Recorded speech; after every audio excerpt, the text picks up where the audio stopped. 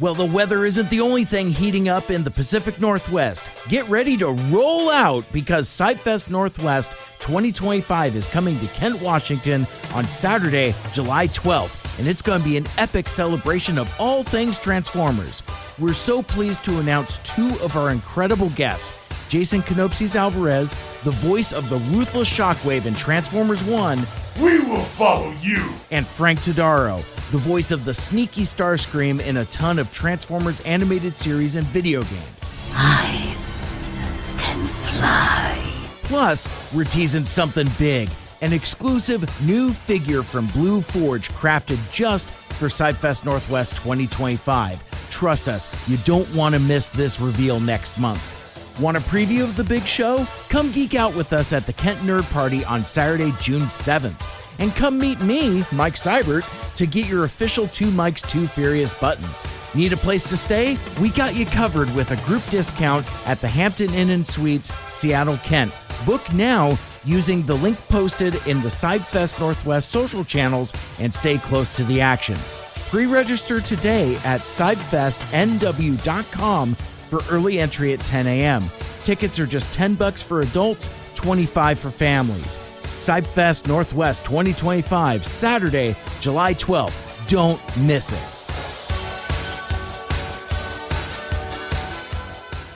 Autobots, transform and roll out! Mike! Mike! Mike! So many Mike! So many Mike! So many Mike!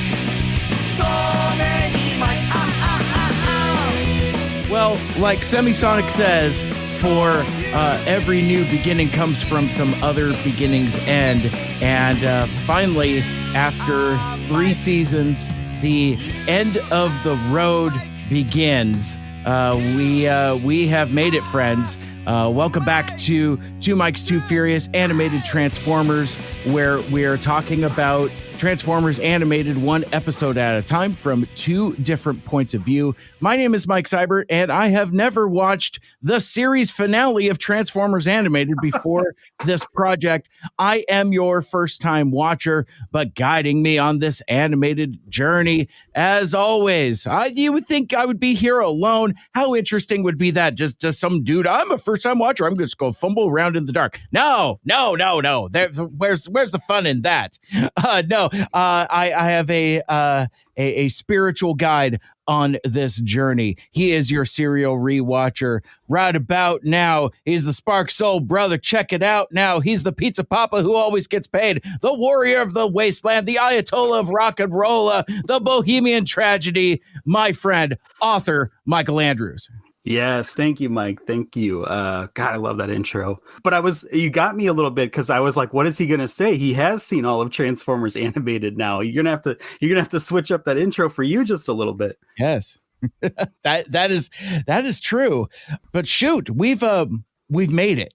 And you will probably hear on the front end here a lot of procrastination, a lot of like, well, I don't want to talk about this because like for everything that we talk about, that brings us ever closer to the end of the end as opposed to the beginning of the end. Like we're here, like it's Fast X, Fast and Furious Part 10, aka Fast 10, your seatbelts. Like I don't know if they've even started production on that Part 2 yet. Ends on a massive cliffhanger that was like 2 years ago. But like I was always stricken by the tagline on the poster, the end of the road begins. And I don't know. I just thought that was beautiful. It's not. It's dumb. I don't know. I think it's kind of artistic. Do you want to know my dirty little secret, though? I've never seen past Part 5 of the Fast and the Furious saga. Oh, you punched out just as it got good. I have, and I just never got back around to it. I saw 5, and then I never got back to it, but I want to. I love Fast and the Furious. If anyone asks me, it's like one of my great joys in life is Fast and Furious. I don't know, but my dirty little secret, I haven't finished it. So for me, it's a bell curve because like I came into an appreciation for the franchise way late. Like, I watched that first one in the 2000s, like everybody else did, and it didn't really leave much of an impression. In fact, ironically enough, our show's namesake, Too Fast, Too Furious, I think left more of an impression on me because I was so stricken by the absurdity of the title. And I'm just like, 20 years from now, I'm going to use that as the name of a podcast. But then after that, it was just kind of like weird diminishing returns. And even after part 5, when The Rock joins the franchise, I don't know why we're spending so much time talking about Fast and Furious. I think I do. But let me, so it kind of reinvigorates it and turns it into like this weird action heisty type of, a diverse cast action franchise that's viable at the box office and of course the memes and all of that. But then after a while, I think after the Paul Walker of it kind of starts to lose its way, and you get more and more of Vin Diesel being more earnest about his character, and the trajectory of the franchise gets more and more ridiculous. Now, there was a little bit of a spike with part 9. I'm sorry, F9: The Fast Saga, where they go to space. And even by then, I'm just they go to space, the memes. They go to space? They really go to space? Well, you have to find out if you watch the movie. Okay, all right. But I was gonna say it's like now it's kind of like it's a bit overwrought, and I could use a back to basics approach on that. My pitch to you, Michael Andrews, saying that you tapped out after 5. You tapped out at the beginning of the Holy Trilogy. There's a trilogy within the series. Actually, you could say it's like a trilogy of trilogies. But for me, 5, 6, and 7 is the zenith of the Fast and Furious franchise, because it is the perfect tone and balance of action thrills, but also having a degree of self-awareness to where they know how ridiculous the premise is without making fun of it. Like there's like in the later installments, you get like fourth wall breaks and things like that. It's practically a Deadpool movie at that point. Oh, wow. But not in a good way. It's just like, we're winking and laughing and hoping that you laugh with us. No, we're laughing at you. Just my opinion. But for me, 5, 6, and 7, culminating with the send off for Paul Walker that I guarantee will make you cry. It's like, I can't hear that Wiz Khalifa song now without rolling a tear. Even the shitty cover from Against the Current, I kind of get a little choky about that as well. I played that a lot on KGRG back in 2015. But anyway, no, like so for me, that's kind of like the pinnacle of absurd macho bullshit before it starts getting so far up his ass that it's not fun anymore. I would also give honorable mention to Fast and Furious presents Hobbs and Shaw, the Rock and Jason Statham two-hander.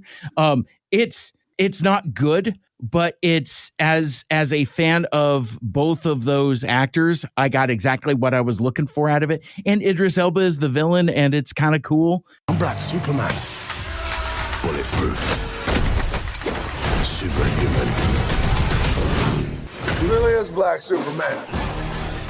So it's anyway, it's that is a recommend and a half for me as well. Can you tell that I'm trying to stall and not talk about? Yeah. Well, it's all related. I'm sure there's a lot of crossover between Transformers fans and Fast and the Furious fans. Sure, we're discussing the namesake of our show. I mean, it's all connected. I'll allow it. I would also throw in, I think we've litigated this before when we've talked about the Mission Impossible movies, not to skip franchises entirely, but one of the themes of our podcast is title legislation. And I think where that kind of percolates in my head is in the Fast and Furious franchise has the most gnarled title legislation ever. Now, of course, we have forsaken the age of numbers. Like, you can't just call something Iron Man 3 anymore. everything has to be like Doctor Strange in the Multiverse of Madness, or a Thor : Love and Thunder, or a Captain America : Brave New World, where you don't know if is it the third one, is it the fourth one, is it a fifth one? Are we counting that dumb TV show? Is that a one half?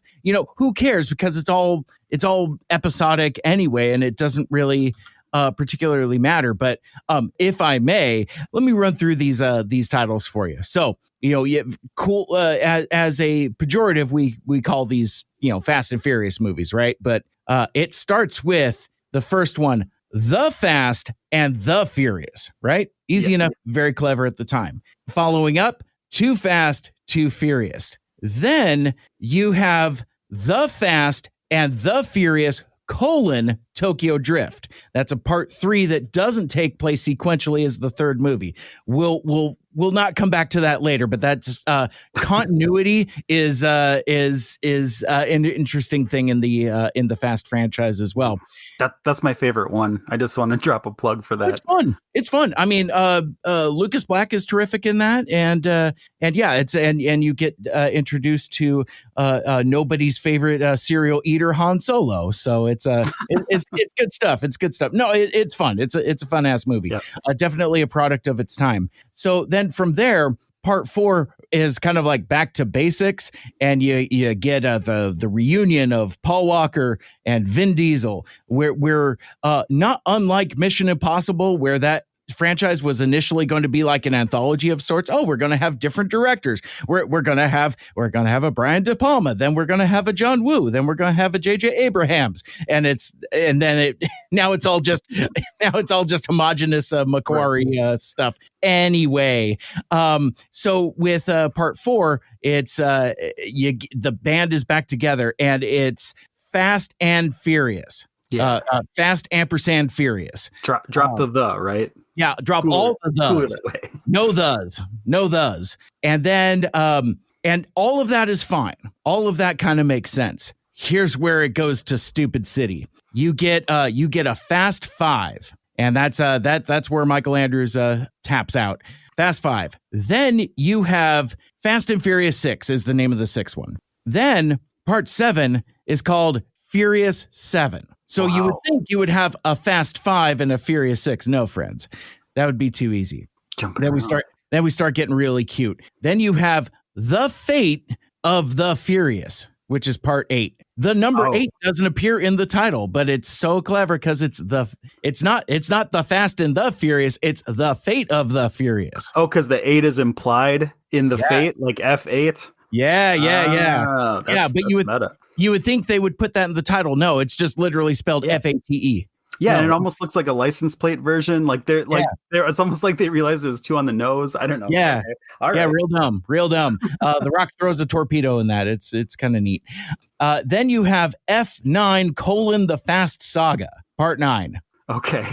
For no reason. And then of course we get to the end, Fast X, which is it a Jason X situation? Is the are they X-Men? I mean, you got a Jason Momoa in there, and he's kind of an X-Men, even though he's more of an Aquaman. But still, it's a dude's gonna be Lobo in that Supergirl movie, and that's gonna be kind of rad. So that's kind of fun. It's about time they got to that casting. But anyway, so that has and of course, Fast and Furious presents Hobbs and Shaw. So gotcha. And do we know what the 11th one's gonna be called? No. Oh. Okay. I mean, there are rumors that it's Fast X, part 2. Okay. But that comma's going to kill me. I don't want that. Well, it might be a dash. They might be doing a dash here too. Yeah. And it's, or I'm glad that they didn't call it Fast X part 1, because then they might have themselves a Dead Reckoning situation. Yeah, I had to bring it back to Mission Impossible. The final X or something. It's going to get real weird. Oh no, they just call it Fast X dash the Final Reckoning. Yes. That's just the name of it. Actually, no, I came up with the perfect name for the sequel of Fast X. It's called Fast X2: X-Men United. Oh yes, I was just gonna say we gotta do like an FX2 or something would be. Fast X2: The Art of Illusion. Yeah. Oh my gosh! So much too far. So, Too furious. Too furious. Oh my gosh, that is amazing. And well, I mean, I guess just jumping right into it then with some title legislation, we are of course talking about Transformers Animated Season 3, Episode 12, overall Episode 41, Endgame Part 1. And spoiler alert, this may not be the only time I use this joke, but this is not the first time that Marty Eisenberg has worked on a season finale of a Transformers series called Endgame Part 1. Oh, yeah. All right. Hello. This episode airing on May 16th, 2009, and written by Rich Fogel. Rich the Opener Fogel. Yep, absolutely. Yeah, I was thinking a little bit, kind of going back a little bit to title legislation. I was just thinking about how we're right in smack in that early 2000s where like every last episode of everything, and even not the last episode of some things, were titled Endgame. It just triggered a chain of events of Endgame. There's Highlander Endgame. Yep. That even a lot of cartoon series ended their show called Endgame. I mean, it was. I don't know where this. I should have looked into like the etymology of this word or like where this came about, because I don't know. It just picked up somewhere and it just exploded. Oh my gosh. I was thinking the same thing. And I forgot to do that in my research, because that has got to be the most overused title in the history of ever. Like you were saying, like everything has an end game. And I remember when that Avengers sequel came around, like, cause bringing it tangentially back around to our gnarled title legislation, there was a time when those two Avenger movies were going to be Infinity War Part 1 and Part 2 respectively. And then they wisely, unlike Mission Impossible, ditched. Could you imagine a world where like Infinity War Part 1 is just the name of that movie forever? I mean, sure, you could change some thumbnails, but that doesn't change what's printed on my DVD sitting on my shelf. Yeah. It's like I have a Dead Reckoning Part 1 steel book that just is sitting on my shelf, and that is the name of the movie forever. I don't care what Paramount tries to tell me. I'm just putting my finger on this now, but when they call movies something Part 1 and the word part is part of the title, it takes me out of the movie a little bit. Yes. Like if you're calling something, Fast 8 or something like that, or something related, like I get that. But when it says part in the title, it's like, oh, it's a movie. It's all fake. I don't know. So it just kind of dashes the fantasy of it all. I agree with you from a slightly different angle. I think we have like YA novels to blame for this. This is like a Harry Potter thing. This is a Twilight thing. This is a freaking Hungry Games thing, where it's like, oh man, we need to milk this franchise. So you know what? We're going to take the adaptation of the last book and split it into two parts. That kind of thing. Yeah. I don't know if we had Part 1, Part 2 type of things, but I agree with you in that it tosses you out. But also what I think it does is it diminishes the stakes. It now with adaptations of books, I don't know what you can do title wise, but calling Mission Impossible 7 Dead Reckoning Part 1, that was always a bad idea, because I mean, I get that it's a sequential story within the thing, but when you have a movie that you would call Dead Reckoning Part 2 in theaters, you're automatically alienating an audience. It's like Part 2. Well, wait, is this? Have I seen Part 1? But wait a sec, this is like the 8th movie. It's like, and audiences don't give audiences an off ramp to just not watch your movie. And I wonder, because as history will remember, that Dead Reckoning Part 1 didn't do as well at the box office. Now, I think there's some other mitigating factors in there. You have the whole Barbenheimer phenomenon, and you also had Oppenheimer taking up all those IMAX screens after Mission Impossible came out. I think that movie just had some like release date problems. It either should have come out earlier or later, but it just got its dick kicked in the dirt by Oppenheimer, basically. And I think that they've learned their lesson with this, The Final Reckoning, which I've seen, by the way, and it's good. But and I can confirm that they're different enough movies that, you know, I mean, it's a straight up trope in our podcast now to say that, oh, well, it's a real Infinity War Endgame situation there. But there's a reason why that example comes up over and over, is like, you can have movies that are sequels of each other within a series, but have them be different enough. And I think Mission Impossible: The Final Reckoning kind of has that. And I would imagine that Fast X2 : X-Men United the Final Reckoning will probably have something similar to that as well. Yeah. It's okay for sequels to be serialized, but also like have their own flavor. That's kind of the thing with these Marvel MCU movies, is even though they're all kind of like flat and colorless and flavorless, the idea at the time when we started taking numbers out of the titles was that so that each one could just like have its own episodic flavor to it. Yeah, absolutely. Yeah, one more thing on this, and then I swear we'll swing it back to Transformers, our Endgame here. I really think there's room to play with sort of like cliffhangers and stuff without having that part in the title, right? Like how great, I kept thinking like at the end of Rise of Skywalker, there was going to be some reveal. It was going to end on a cliffhanger, and there was going to be like some reveal for like Star Wars 10 or like Star Wars Episode X. Like I really kind of wish there was like an Episode X, right? Episode 10. I really thought they were going to do that, but yeah, when you have like sort of part 1 and part 2, you're sort of taking away the fun of like, well, what's going to happen? Is there going to be a finale? And I think you're absolutely right to your point of like Mission Impossible, the second to last one now, not doing so well, because I think there's a lot of people that were like, well, I'll just see it as a whole when it's out, when it's all out, when it's all streaming. Like I just don't think someone wants to go and see a half of anything. Or there's some people that don't want to see a half of something. Yeah. Absolutely. And I will be fascinated to see how that influences that mentality influences our conversation about this episode, which is Endgame Part 1. Now, granted that multi-part stories in Transformers Animated is nothing new. That's how it started. That's how every finale has been so far. You know, it's been a transform and rollout ! Parts 1 through 3, depending upon your viewing style. But also the finales. You know, you've got a Megatron Rising Part 1 and 2. You've got a Bridge Too Close Part 1 and 2.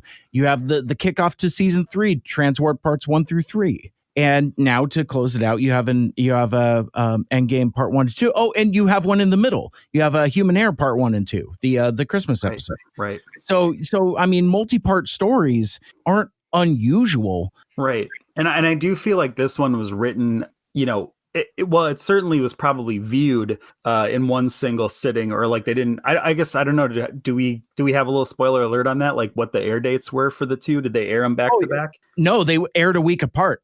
Really? Yeah. Wow. Endgame Part 1 aired on May 16th, and Endgame Part 2 aired on the 23rd. Oh, that's so interesting, because I was going to say more so than the other finales.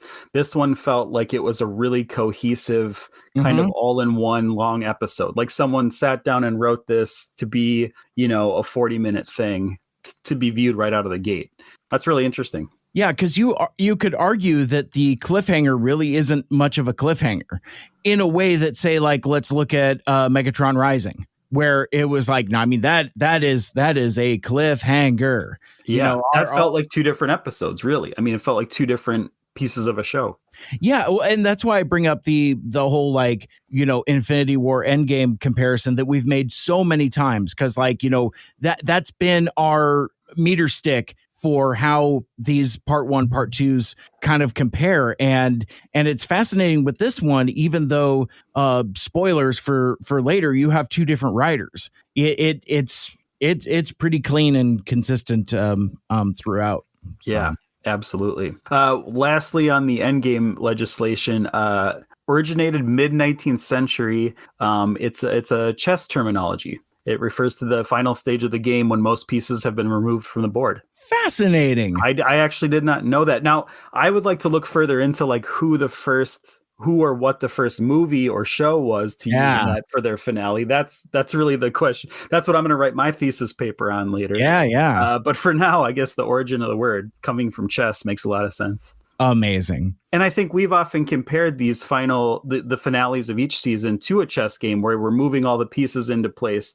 So it's very fitting. I mean, I thought, getting a little ahead of myself here, but I thought more that this finale, this Endgame part 1 and 2, felt more like a bigger chess game. Where the last 2 season finales have felt like the season itself was moving the pieces into place. This felt more like an entire show's worth of pieces kind of being moved into place. I did get that from it. I 1,000% agreed, because we've talked about this refracted through the prism of increasing episode lengths, and we've talked about it. It's like, well, there's more to talk about because things have been building and escalating, and like you said, it's like an individual season is a collection of episodes. This is 41 episodes of buildup all shoved together, and for the most part, everything kind of pays off. So it'll be fascinating to explore that as we go. I think what we're planning to do here, or at least the vibe that I'm getting, is Mike and I are going to try to like break this down as, like any episode of our show. We're going to try to do our due diligence without the sort of in the back of our heads, this is our last episode, weepy. We're going to try to get through this as critically as possible, and treat it like a rest episode. But yeah, this is our last time jumping right in here. Yeah, exactly. So we start at Autobot HQ. We're back at the plant, and we see a oil barrel that is doing the Yoda levitation. It's got a glow about it. Yes, of all things, we open on oil for this big finale. Spoilers for this immediate sequence coming up, but I wrote down fluid legislation, right. and then the bittersweet realization that coming back multiple viewings and going back through my notes again, this is our last time with fluid legislation, actually. There's some people that are probably relieved about that, but I am not. So basically, Jazz is working with Prowl to hone his processor over matter technique. So even though Prowl has mastered it enough to where he could do the Rey Skywalker thing with the stadium debris, he still needs to work at it. Because again, as we find out, as we know, Prowl never actually finished his cyber ninja training. So Jazz is, while not the master himself, is trying to help out as best as he can. Almost kind of like a Luke Skywalker type of thing. I don't know if Jazz is a Jedi without a master, like Luke, because we've discussed like how far did Jazz get in his training? Because like he is cyber ninja, but he never strikes me as like the ultimate cyber ninja, or like there was a time when Luke Skywalker was the only Jedi. Yoda says, when gone am I, the last of the Jedi will you be, that kind of thing, which of course became patently false. I want to see this thing where like Yoda is like on his deathbed and you just pan over to like a room full of assorted assholes. You got like, you got fucking Ahsoka and all those other assholes, they're just like, what about us? Right. But regardless, Jazz is more skilled and more veteran than Prowl is. So he's trying to help Prowl refine his processor over matter technique, and even says here, Master Yokatron had it pegged. You're the real deal, Prowl. Like, I think Jazz has seen this before, but still there's that bit that is leaving him impressed. Yeah, well, a couple things here. I like this moment where he says, you're the real deal, Prowl. But for the rest of the episode, it's kind of a constant reminder that Prowl didn't finish his training. And I know they're doing it from the standpoint of like, if this is someone's first episode, it's important to introduce that he's not, a true cyber ninja, because there's a big payoff at the end. But it just feels like, for us that know the show and have been watching and have been paying attention, it just feels like everyone's taking a little dig at him constantly. It's like, don't forget you haven't finished training. It's like Arrested Development. Like, don't, for sure it's not your real father. You're fatherless, or like Toby on The Office, like always reminding explaining him he's divorced or something. Like, it's like, we get it. He didn't finish his ninja training. Or even here in context of TFA, it's Ultra Magnus reminding Optimus that, apparently being a hero is not in his programming. Like, right. I mean, don't forget, earlier in the show, that happens like every time we meet Ultra Magnus. I'm like, this guy is such a dick. Right, just keeping like him down, like pushing him down, finger on top of the head. The other thing I was going to comment on, speaking of Jedi and a Star Wars comparison here, Prowl to me strikes me as a lot like Luke Skywalker in that some people consider Luke Skywalker the greatest of all Jedi because he didn't finish his training traditionally or kind of found his own way and sort of restarted the Jedi. I feel like that's what we're seeing here with Prowl. He went off to do his Cyber Ninja training. He was doing it longer than most. His optics quest lasted much longer than any other students. I think we're kind of seeing a new Cyber Ninja, the last of the ninja, if you will, and now we're kind of like we have something new. It's not your traditional Cyber Ninja. So I think that makes him a lot like Luke, and sadly, spoilers for the end, he would have gone on to be something great. Mm-hmm. Mm-hmm. But the scene is broken up by our two favorite mischief-making knuckleheads. Guys, big news! And I love how Bumblebee and Bulkhead just gleefully skid through this spilled oil. Like, it's like not even a problem. It's like imagine like you come around and go, ooh, slip and slide. It's like you come home from work and suddenly there's just like a slip and slide in between like your garage and your kitchen. And you're just like, hell yeah. And you just yeah. Or it had the vibe of like, every like 80s, 90s movie, like the dad coming home from work and like two kids on bicycles, like driving through right in front of him and he spills his coffee or something. Yeah. Like, yeah. It's just, I know there's an urgency here, but I think there was also like a conscious effort to show them childlike. This whole episode, they want to show them like a younger, more childlike version of these two, and this is a good way to start it off, right? They just cruise into the room and slide in the mud. Well, and it's funny too because like at a time on Bulkhead's story arc, where it's revealed that he's a secret space bridge genius, there's been a leveling up and aging up of his character, but this episode goes out of its way to say like, no, he and Bumblebee are like two of a kind. And it's unusual for Bulkhead to be this much in the mischief, or at least in latter day times, in latter seasons. I think they use the flashback later to kind of illustrate this as well, is like these two guys are the quote unquote the young bots, that kind of thing. And I've lost track of that sometimes. So it's like I think maybe because of his size, or maybe the human avatars of the Christmas episode in Soundwave's Matrix, that's kind of how I view the coding of the characters. Like, Bumblebee is a small boy, he's a young child, whereas Bulkhead is kind of more of a teenager, whereas Prowl is kind of like a young adult, that kind of thing. And Optimus is kind of like a older but still younger adult, that kind of thing. That's interesting. That coding's really stuck with me. Yeah, that's interesting. We've kind of gone on. I know we've always talked about those avatars as sort of a residual self-image, but I guess you could look at it the lens through like it's Soundwave's version of them, and because they didn't know what was happening, they just kind of went with it, right? Like, oh, I guess this is what we'd look like as humans because something mystical is happening or something. I don't know. And none of them really got into that sort of like argument of, well, what is this? I'm wearing a little backpack. What is this dumb little hat that I'm wearing? Like, no one really argued with that. But I have always taken it at face value. But maybe that's not how they think of themselves. Maybe there is not that big of an age gap between Bulkhead and Bumblebee, and that just visually sort of set the tone for like, he's really young, Bulkhead's older. Right. Yeah, it's.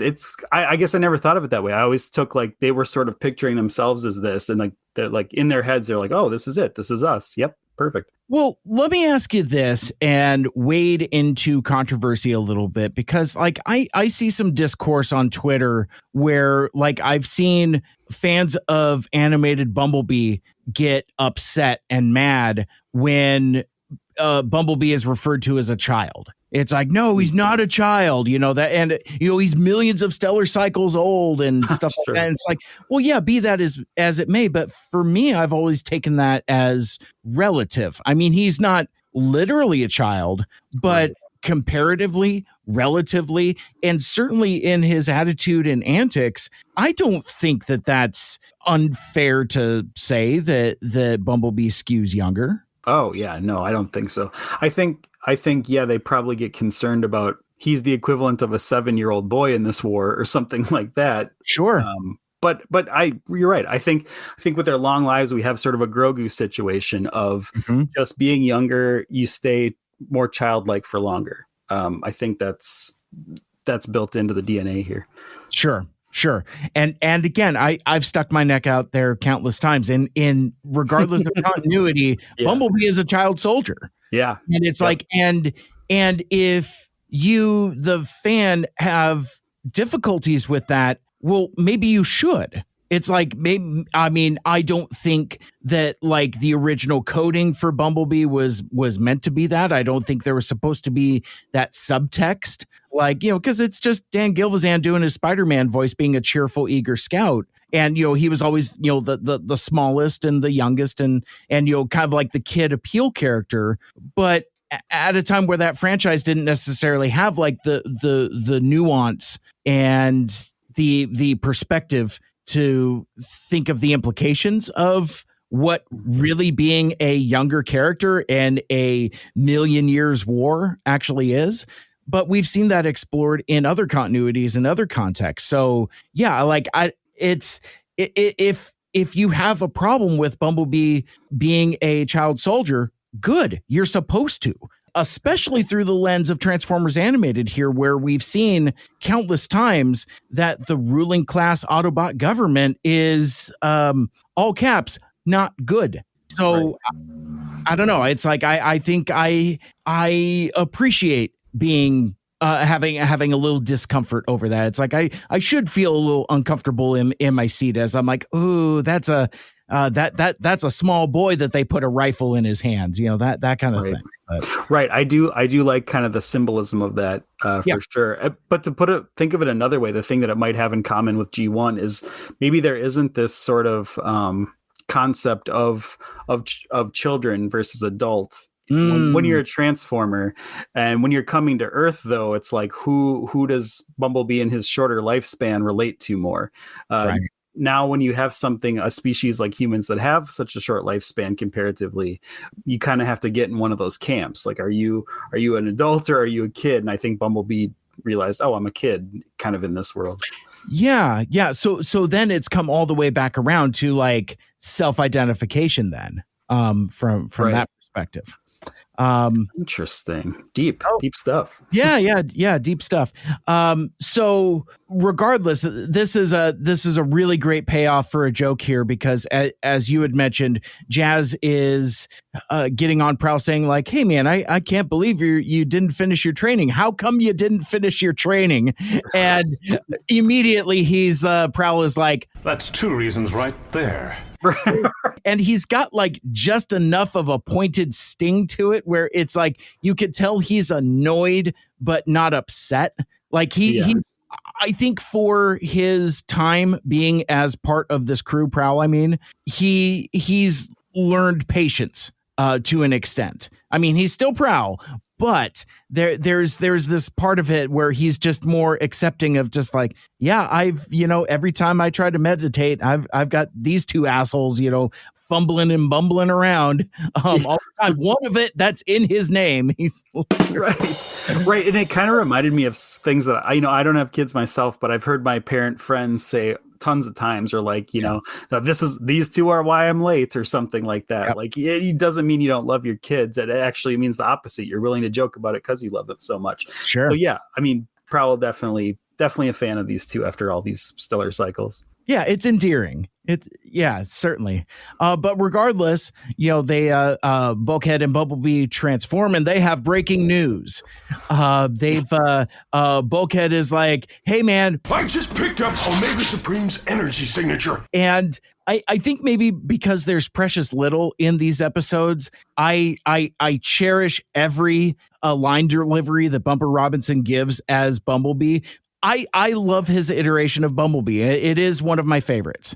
And it's really grown on me, like in terms of like the pantheon of Bumblebees. It's like I feel kind of bittersweet and mixed that like now when new Bumblebees come around, I think this will be the measurement, but we know that that's not the case. I mean, we've got like 16 years of other Bumblebees that aren't this guy, and I'm just like, no, I want to get back to Bumblebee being a little stinker, being a little Dennis the Menace motherfucker with a slingshot in his back pocket. And I feel like we've really drifted from that characterization and to kind of be more in line with what the live action movies are doing. But even then, they can't figure out what to do with him either, because they keep infantilizing him. So it's like, Bumblebee is a very mixed character, but like I like this version because it's the combination of fun and kid appeal, but also not the best character around in terms of like noblest of intentions. He's a stinker, and I love him for it. Yeah. But on that note, I think this is one of the last times this episode maybe this is why you appreciate it more. This is one of the last times we see him in such a childlike state. He from now on, he's sort of like this rogue operative and working alone and taking things very seriously as we go through this episode. Yeah. But regardless, I love this line. He's like, he's on the moon, Earth's moon. It's like, I mean, I've long since noped out of CinemaSins, but I used to watch them from time to time. But like it would be always whenever you would have a location, it would be like Seattle, Washington. Oh, as opposed to Seattle, Kansas, or something like that. So it's like I like that he has to specify that it's Earth's moon. Yeah. Well, I think too, he's been burned by the fire hose situation. Like he wants to be very specific now about things. And speaking of, let's go to the moon for specifically for Michael Andrews and Maddie B and Lita and anybody else who likes that movie. No, I mean, like there's so much Dark of the Moon imagery with within the finale. It's like I hope you all feel well served. Yeah. And I don't remember a lot of this imagery in this show, but seeing it again, it's like I can't help but think the Dark of the Moon designers looked at that or like saw an image of that and used it, because that's almost like directly what we see in Dark of the Moon just a couple years later. Yeah, I mean, even to like the design of the crashed ship. Yeah, it's like there's so much there that's so much in common. But regardless, we pick up with nobody's favorite mad scientist / IT technician. And, we spent a lot of time in our last episode talking about Shockwave's personality coding in Transformers Animated contrasted through other iterations. What I'm seeing here more and more in these examples is that Shockwave wants to be a mad scientist here, but he's not particularly good at it. Yeah, he's certainly not. And I know you haven't seen this. He's certainly not the Transformers Prime version of Shockwave, which is like, this elite scientist we brought in, this ringer to complete this project. He's just like, he's kind of stumbling into the role a little bit after so many years of, being a communications officer in disguise. I wonder if being deep undercover has maybe just like dulled his IT skills. Maybe he doesn't get to scour memory banks as much as he used to or something, or doesn't necessarily get to indulge in his mad scientist tendencies that we're more used to from a Shockwave. But regardless, he's still trying to get these activation codes out of RC. And a trope that happens multiple times throughout these episodes, you get the fingies, where he's just like, even Megatron, he's like, shuck Dave, what I need those codes. And he's like, oh, just a little bit longer. I just need to kind of, and I wonder if it's, you could read the finger twitching a number of different ways. You could take it as he's like literally tinkering, but like, I don't know about you, Michael Andrews, but like where I'm like hesitant or reluctant to do something, like I in my home life, I have an irrational fear of electrical work. Like I'll mess with like plumbing and hoses and pipes and all that other stuff. But like if I have to change a light fixture, terrifies me. I'm always convinced I'm going to electrocute myself at any given time. So I find myself with like kind of like the shockwave kind of like jangly fingers, like, oh man, I don't know about all this. I don't know, man. So I could kind of interpret the fingies as uncertainty also. You could also interpret it as creepy, but you could also interpret it as uncertain. Maybe both. Wow, yeah. It could be all right. It could be all three. I love that. I just need to probe a little deeper. This is a question that maybe doesn't need to get asked, or maybe it's a little too black and white, but I am going to ask you because we're nearing the end here. Yes. Do you like Shockwave now that he's kind of full-time purple Shockwave more than when he was the previous iteration, the grayish blue sort of undercover officer? I find myself like not liking Shockwave now that he's more like G1 Shockwave or traditional Shockwave. I miss the Shockwave that we had from the first couple of seasons. But where are you at? What's your take on him now? I see what you're saying, but I kind of part ways with you a little bit in that, like, I like that he's just out. Like, Sure. because a lot of those earlier appearances, there's always like a bead of sweat on his temple. Like, oh man, am I going to blow my cover? It's like, I wonder how many millions of stellar cycles he's just like, oh man, is this what blows my cover? Right. But like now that he's just kind of like out, and I think it's also having to do with the vocal delivery. Like, Corey Burton unburdened from having to slide back and forth between Shockwave and Longarm. He's just Shockwave. And I like, even like when we get into this dialogue here with Lugnut, there's something that my ear likes about that classic kind of like, I don't even know how to describe that voice. You've described Prowl's voice as kind of like snooty butler, and Shockwave, G1 Shockwave, and now Corey Burton Shockwave here has that kind of like, oh no, oh my liege, have you blown a diode? Just like there's a certain degree of befuddlement that I kind of like, but also kind of like a subservience to it that, I like now that he's unburdened from the anxiety of constantly having to stress about not blowing his cover. So sure. Well, yeah, I think you nailed it, because I think what we're seeing here in terms of us is you're more attracted to the confidence in the voice, and I'm more like, I miss him being anxious and unsure of himself and all the FOMO, more like me. Yeah, I got you. Where's my imposter syndrome Shockwave? Sure. So yeah, even when we see Longarm return, it's different. It's like you had already said. It's like he's he doesn't have the nervousness. There's no more anxiousness, and it is a disguise that he slides on and off. It's a presence. It's a mask.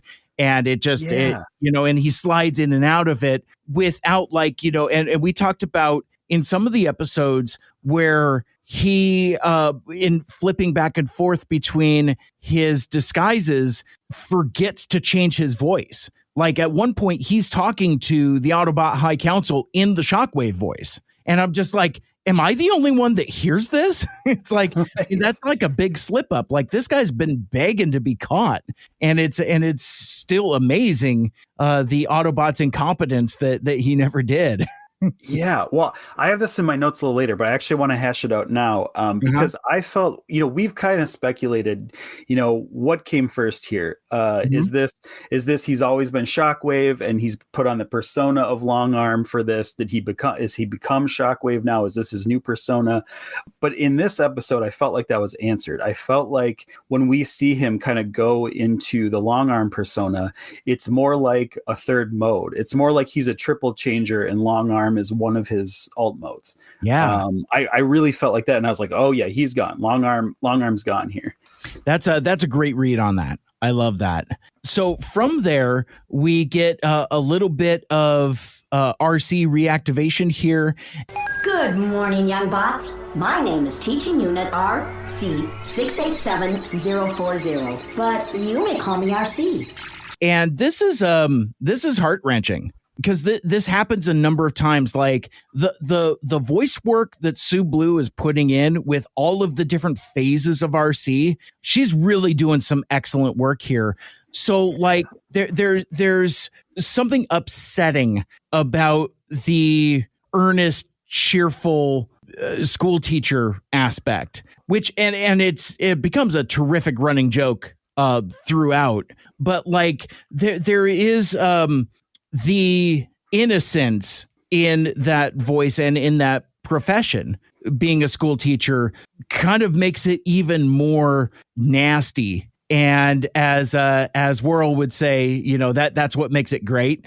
Like my buddy Whirl's got problems because like that whole like RC aspect really speaks to them. Just like, it's like, yeah, it's terrible, but it's awesome. That. Yeah. Well, I get it from like a writing standpoint. Like that's really like, that's that Andor level of writing, right? Like that cutting, hurting, hurtful sting. And I think one of the things that adds to the kind of the haunting nature of this scene is kind of the unburdened, if you will. Oh, I had to do it. That's pretty great. But the Shockwave, when he says here, it seems she was once a school teacher. Like such a haunting delivery on that line. I think that really sets up what's at stake here. Mm-hmm. Yeah. And again, there is a classic, cold, dispassionate aspect to Shockwave's delivery here. Also, he's not without emotion, as we've talked about before. It's like, but it's in little bits. But he will say like the most chilling shit just over his shoulder. Like, oh yeah, I guess she was a school teacher, and it's just, I mean, and again, with like the creepy aspect of like the fingies and like the invasive nature of what Shockwave is doing to RC. Again, it just makes it that much more upsetting. Yeah. Another thing that's happening in this scene, kind of a little loaded scene here, is kind of Starscream's playing with Lugnut's head here. As far as this loyalty goes, like this is just like a B plot within like this small scene that we're seeing, where Starscream's kind of pitting Lugnut against Shockwave, even blitzwing at one point, just like wheeling and dealing. He's got no body. He's got to go for the mind games now that he's just the head. Yeah, he's really trying here. So you got a couple things here. Like you got some fun line delivery from Megatron where, he's saying like, hey man, I need the codes, but he's also buttering up Shockwave. He's like, well, if any bot can access them, it is you, my ever loyal Shockwave. It's like, so he's, there's, and as we'll come to find out, there's like, I mean, this goes beyond 4-dimensional chess. This is like 8-dimensional chess. The amount of intrigue that's going on that kind of starts in this scene. But yeah, like you were saying, like Starscream, I love Tom Kenny's delivery here because he just starts like, he's like, uh-oh. Look, Looks like Megatron has a new favorite. and spoiler alert, Lugnut. It ain't you. I mean, especially like coming off of like, you know, the whole Shockwave, like, you know, rise Shockwave. Oh, like now I can serve you in my true colors. Right. I'm Yeah, gonna almost run like to Target and buy a $5 Voyager Shockwave because Eric Jake Wyatt told me to. I'm at Target for $5. Shout out to GFP1 Mike. Oh yeah, that's a and good. his spoilerific story. But yeah, you're right. I mean, Starscream here is kind of, it's like he's like about to start singing like a 90s pop song, like a diva pop song. He's just like, uh-oh, like it's just really sassy. Uh-oh, we're in trouble. Something's come along and it's burst our bubble. Uh-oh, we're in trouble. Gotta get home quick, march on the double. oh my God, it's like so is you know, who's Brandy and who's Monica in this situation here? Exactly. It's a real boy is mine situation. Boy. I'm sorry that you seem to be confused. He belongs to me. Good boy is mine. That's good. Oh my gosh. But yeah, this is I really like this though, because you get like this repeating gag of the size difference between Shockwave and Lugnut, and you know, having Starscream whisper in his ear, Lugnut just bodies this fool. He like literally crashes into the scene and just like shoulder checks this guy. And this happens like 4 more times. Just this trope of Lugnut just laying some wood on Shockwave there. It's pretty funny. But Shockwave comes back here and he's like, wait a goddamn minute. You know, and I love the Transformers animated phrasing because he says, I risked Spark and Servo as a double agent on Cybertron. You know, obviously as a stand-in for Life and Limb, that kind of thing. Because it took me a sec. I'm like, so wait a sec. So servos are hands and Spark is like your soul or your heart. So you risked your heart and your hands? No, that's not right. That's not right. I'm puzzled it through. I'm like, no, it's Life and Limb. Okay, I get it now. I didn't pick up that line at all, but I love the play on that Spark and Servo. That seems like that could either be like a cool nightclub or like a clothing brand at the Cybertronian Target. I could get into that. So they continue to fight, and this is where Starscream takes the advantage in one of the very best visual gags in all of Transformers animated. Like, correct me if I'm wrong, like every time that we've seen Starscream's head, like whether it's jammed into the console of Omega Supreme or just sitting on a table or somewhere, this is the first time we've seen it have actual autonomy, right?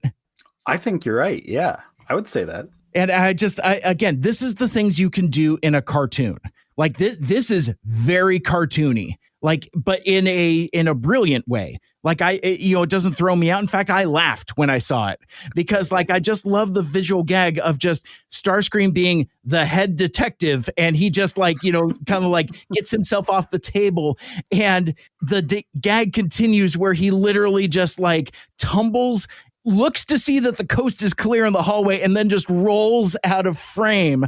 I also would be remiss if I didn't realize I was going to be shipping Lugnut and Shockwave in this episode, but they are in love here because they first of all, they're like shoving back and forth, but then they embrace and fall out of frame onto the floor. And the last thing that you see is Lugnut's legs kicking up and down. And that's all that you see. They are actively banging and clanging. In fact, the animators actually drew that. They just had to cut off that portion of it. Yes. We can just use the legs. It's almost like where you have to have like a tasteful cutaway to preserve the PG-13, right. That kind of thing. But like, I don't know, maybe I'm a sicko, but I thought that was pretty explicit there, very much or rivals to lovers in an instant type of type of situation because things get real heated real fast between those guys. They have a passion that burns bright. Yes, I have to admit, now that you've presented it that way in the imagery, it's hard to deny that one. Well, here's I'll give you some more upsetting imagery. What I guess what would their ship name be? Would it be Shock Nut, Shock Nut, or perhaps you would prefer a Lug Wave? Oh my, yeah. Can we do like a long nut? Are we working on? Sure. Oh my gosh! Yes. That would work too. Oh, I can't believe I said that. Oh, it's like, oh no! Turns out Lugnut is into some freaky stuff, and he's just like, yeah, put on the long arm face for me. Oh god! Yeah. Why the long face? Oh no! Turns out he's got a thing for Autobots, and he's just like, you know what? I know you got that in there. Yeah, it's like his cheerleader outfit from high school that he only puts on for like special occasions. He's like, all right, fine. I know it's your birthday. Fine, I'll put on the long arm face. Fine. Oh no! Gosh, dirty Mike Seibert. Dirty. Yeah. Is Lita in here? Is Lita in the room right now? Are we channeling Lita? But you get from this the payoff of all of this is you get what I think is one of the top tierest of Megatron's line. He straight up face palms and he's like, oh, for spark's sake. And I just like, he is just like, I mean, he hasn't seen hang on. I don't know that he hasn't not seen Starscream leave. Given what happens almost immediately after. Because again, my dude, animated Megatron, like, has the best fortune when he's in space. So, like, I don't know, like, on this move of the 5-dimensional chess, I don't know, man, but I just thought it was pretty funny that he is just like rubbing his temple. He's like, for fuck's sake, look at what I'm dealing with here. Right. It's like, whatever happened to my competent lieutenants? Like, where's Black Arachnia? Where's Blitzwing? And I skipped over that Blitzwing gag. Can't you shut her up?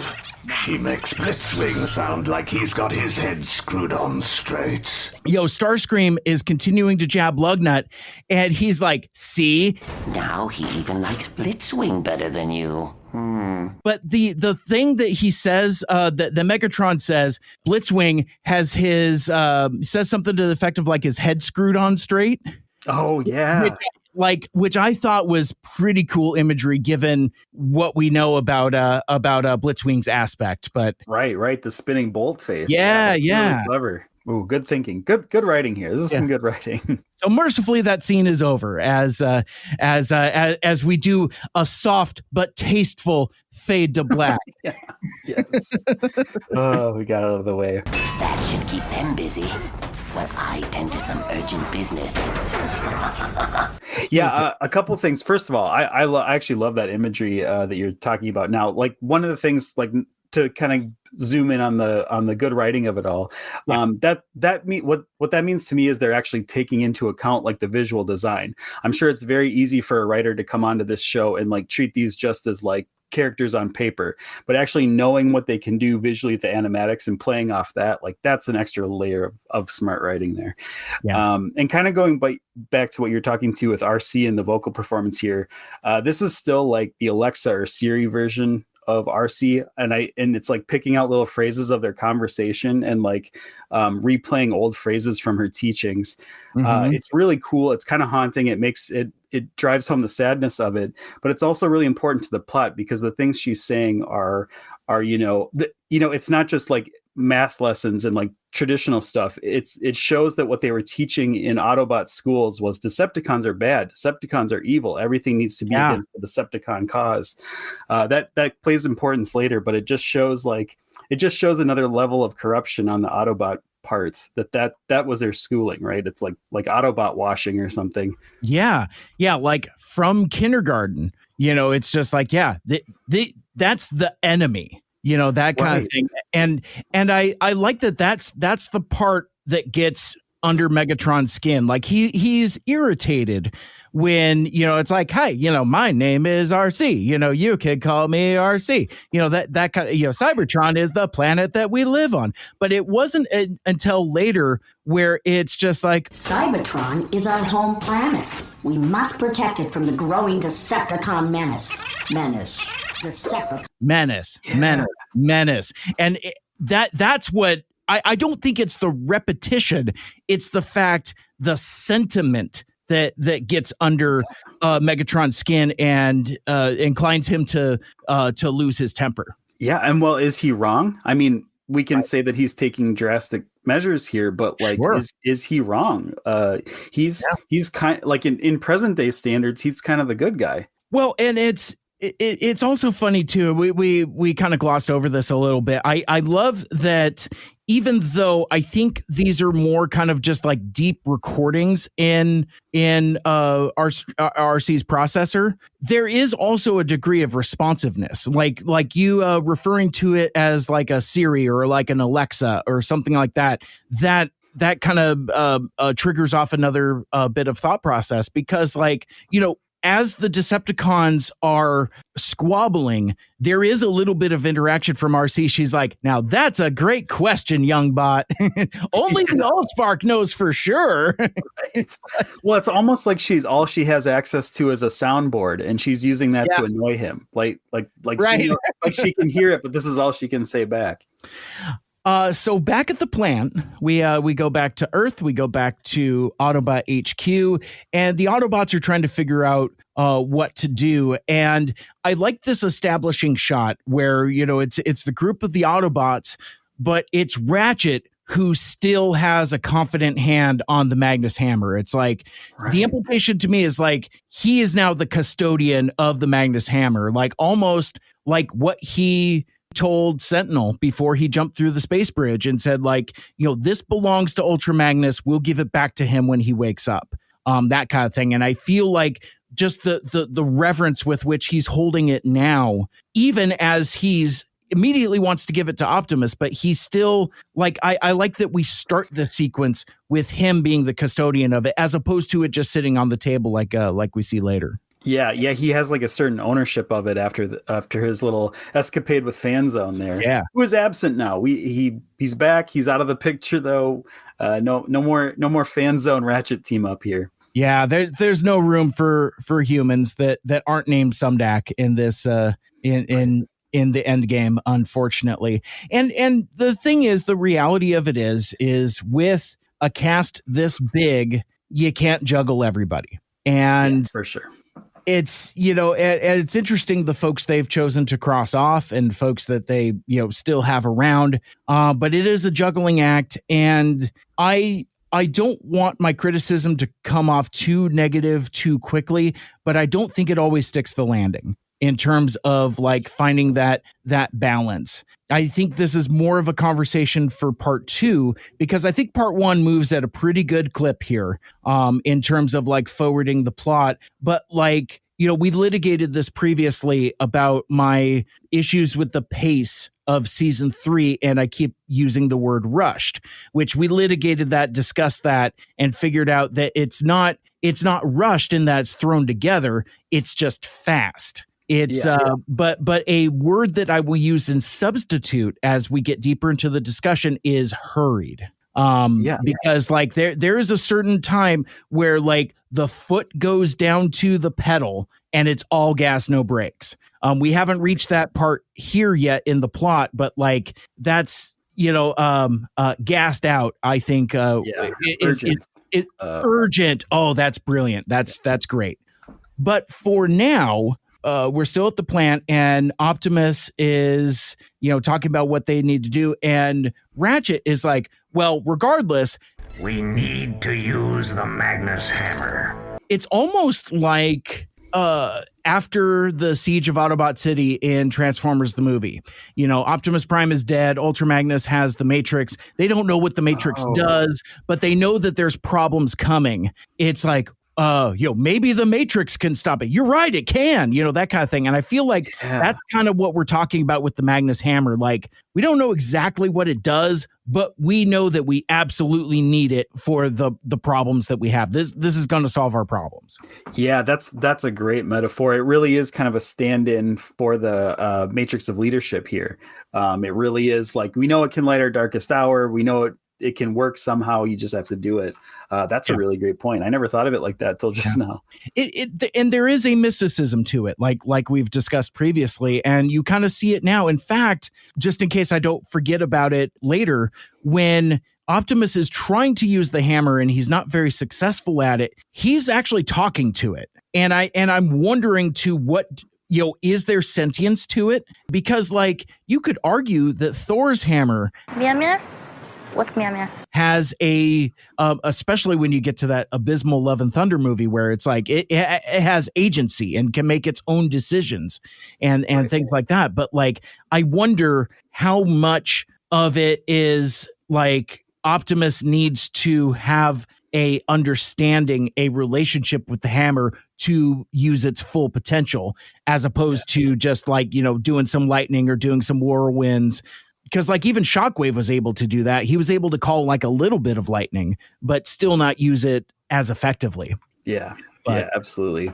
Either way, this moment triggers the rare Optimus flashback here. Finally, we've had a return to it after 2 seasons now. We're getting an Optimus flashback.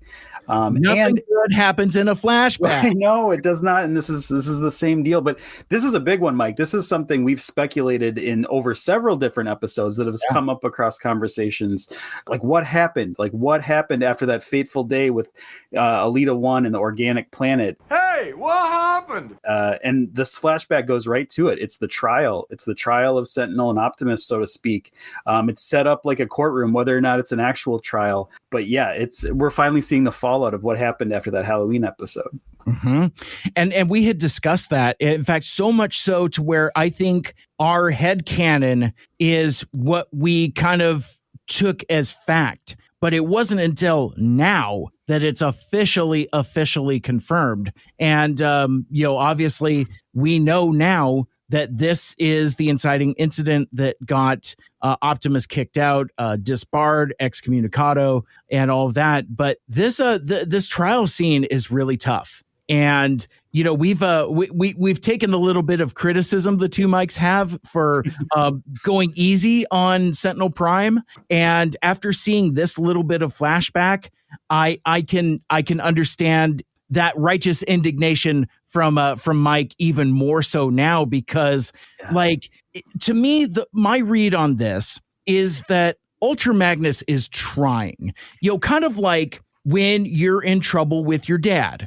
And now your dad knows what you did. All you need to do, like, you're going to get punished regardless, but all you need to do is own up to what you did. Because dad is more interested in you taking personal responsibility than in punishing you. That's to me, that's what this lesson is supposed to be. Because as we learn through these flashbacks, Ultra Magnus truly believes in Optimus in a way that I didn't know. Like, because my exposure to that dynamic between Ultra Magnus and Optimus is everything is just over the shoulder. He's like, well, that's not in your programming. And he like says it with like such vile and disdain. Come to find out, he was in his corner the whole time. And so in this conversation, he's like, these two brothers, it's like, oh, actually, I don't like this, the outcome of this analogy, because it's like, oh yeah, and you're, you went to where you weren't supposed to, and now your sister's dead. Sorry. But it's that's not good. That's not good. Right. Right. But basically, like, it's very parental here. And he's just like, all right, so you guys went where you weren't supposed to go. Tell me what happened. And Sentinel immediately is just like, I wanted to go back for Alita, sir. But when things got glitchy, Optimus cut and ran. He blames it entirely on Optimus. Just throws him under the bus instantly. Absolutely. Absolutely. Like, rear axle, dually tires, everything just passes over Optimus. And something I wasn't expecting is that Sentinel is like, yeah, I know. you've told me that so many times. Like, that is your entire personality, to the point where, like, I think what would be setting off Ultra Magnus's antenna a little bit is that this is probably all that Sentinel is saying. He isn't saying anything about Decepticon treasure. He isn't talking about, finding some way to sneak off and have a Robo 3-way or any of that other stuff. They're gonna smoke some Energon weed, or they've smuggled some shitty oil beer or something like that. Get into like some real teenage shenanigans. But like, so in his testimony, I'm taking it as that's all that Sentinel has said is like, Elita 1's dead. I wanted to go back. Optimus wouldn't let me. Yeah. And there's obvious gaps in the story. And to the point where you even get he said the thing, because like Ultra Magnus at one point, he says something to the effect of like, but I suspect there's more to this story than meets the optic sensor. How meta. I picked that line out. Like, it's a little bit cringe, but also at the same time, it's like, wow, that's so deep. They're actually taking the catchphrase of the show and putting that textbook animated spin on it. And regardless, though, it's Optimus's turn. He's like, he jumps on the sword. And for me, needlessly, I think, like, I understand Optimus's sense of responsibility being the senior cadet, which that I don't know if that's been confirmed in previous episodes, but like, so now I feel like there's a perspective where Optimus, even maybe just like a fraction or an eyelash or whatever, is the oldest of the three. So like I could imagine, like, if you putting them as brothers, like, Optimus is the slightly older brother, like he's maybe like a year older, that kind of thing. Yeah. So where they're very close in age, but Optimus is just a scratch older, and he takes full responsibility and says, like, you know what, it was it's my fault. Whatever happened was my responsibility. Well, also not giving any details. Like, I just the sequence is kind of frustrating, or I'm frustrated on behalf of the characters, in that, like, this all ends very differently if everybody just comes out and says what happened. It's like, I wanted to go look for Decepticon treasure. Turns out there's these squishy organics. There was a tragic accident. Elita 1 is left for dead, maybe becomes a spider lady. Because, like, I think I said this at the time with our other episodes. It's like, if they had come clean, there's a version of it where they go back. You maybe take like a rescue team or something, and actually like either do an investigation or at the very least try to recover her body. And it's now I understand in a way that I didn't then why that didn't happen, because both of these guys are just like in a Friday Night Lights season 2 thing where it's like, oh, we just killed this guy and we're not going to tell anybody about it ever. That kind of thing. They have like this weird pact. Yeah, I think this is a crazy scene, because there's a read here where this is like Optimus being classic bureaucratic, responsible, uberly responsible Optimus that needs to take the fall for this situation, needs to fall on the sword, as we've discussed so many times. But there's part of it too that just sounds like, in his head, I think there's a chance all that's running through it is, I killed my friend's dead. I killed a person. I don't think there's any degree of fault here. I think it's just right and wrong. I killed Elita. Yeah. Alita's dead because of me. And I think this is a little bit of like a professional suicide, a little bit, pardon the words, but like he should be out. He's not looking at like, oh, I'd be a good Magnus one day or anything like that. I don't want to disappoint Ultra Magnus. Like, right. He's just like, take me out. I shouldn't be in this business at all. And that could be coming off of, I just recently rewatched on a whim Starship Troopers.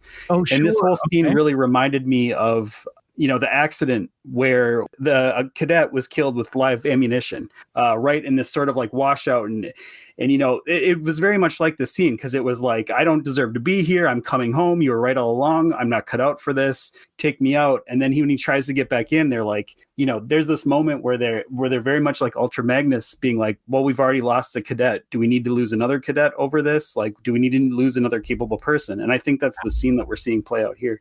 Another thing that was kind of crazy about this scene was completely, in some ways, gotta watch my wording here, but in some ways it completely repaints everything we know about Ultra Magnus. But it also explains a lot of what we see in like these little twisted moments where he like sides with Optimus, or he's like, fine, give him a crate of stasis cuffs and let him stay on Earth. Like, it kind of explains why so much leniency has been given to Optimus, and because he couldn't do it in the past. It's also wild to me to think that this might be the moment where we get the more dejected Ultra Magnus that we've come to know and quote unquote love. Like, this is where he saw Optimus doesn't own up to it. Now this is where the paperwork comes in. I have to let him go. And he just sees a failing of the system. And now he knows in that moment he's going to be stuck with Sentinel. And it's almost like he doesn't care anymore, right? Like, his son's gone. He doesn't have faith in the future of Autobot politics. Now he's just going through the motions every day since then. Oh, that's brilliant. I like that. That's a terrific read. That's terrific. Whew, I got the chills. That must be true. Yeah, that's really good. That's really good.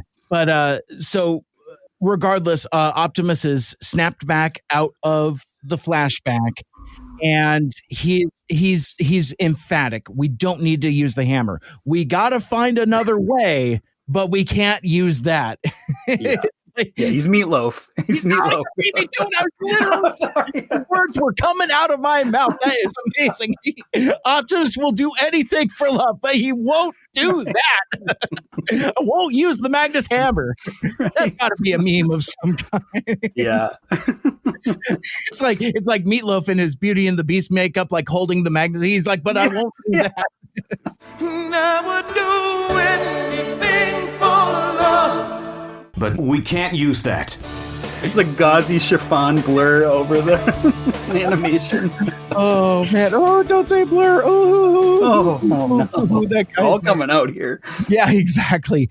But this is kind of funny though, because like I think for the first time in season 3, I'm sure there's been other little times that I'm overlooking, but like this feels to me one of the first strongest instances of quote unquote nothing is wasted. Because like you get a call back to Transwarped. Like I don't know if we even mentioned this in our episode discussion, but like there's that part where Optimus is like, kind of like smarting from a wound. He's just like, you know what? I really should learn how to fly one of these days. Like, I need one of those. And so he's like, well, we can't use the hammer, but you know what? What I had in mind was an upgrade, some kind of rocket booster so I can keep up with Megatron. It's season 3, Ratchet, you're just wearing your EMP generator on main. Bumblebee's got combat grade stingers. Look at the stuff that Prowl's walking around in. You know what? Daddy wants some upgrades too. Yeah, exactly. Daddy wants upgrades. Yeah, it had a very like, is it the end of Iron Man 1? Like pre-War Machine, when he's like, oh, I want one of those kind of a thing. Like, yes. And I had this line of like, it just stuck with me. It's like, everyone's got one, Ratchet, like deal with it. Like everyone. And it's this really funny bit there where like, everyone's like, I have a jetpack. I have a jetpack. I have a jetpack technically. Like, yeah. Even sorry, Sumdac, a quasi-human cyborg child is like, heck, even I've got a jetpack. Right. Because like there's this whole legislation where it's like, Ratchet being ever so grumpy is like, what? Are you out of your motherboarding mind? Autobots can't fly. And it's like, well, actually, you got Jetfire and Jetstorm and Omega Supreme and whatever the hell Prowl's running around in. It's a real like Thanksgiving dinner situation where really your grandpa says something like old and outdated and everyone's like, well, actually.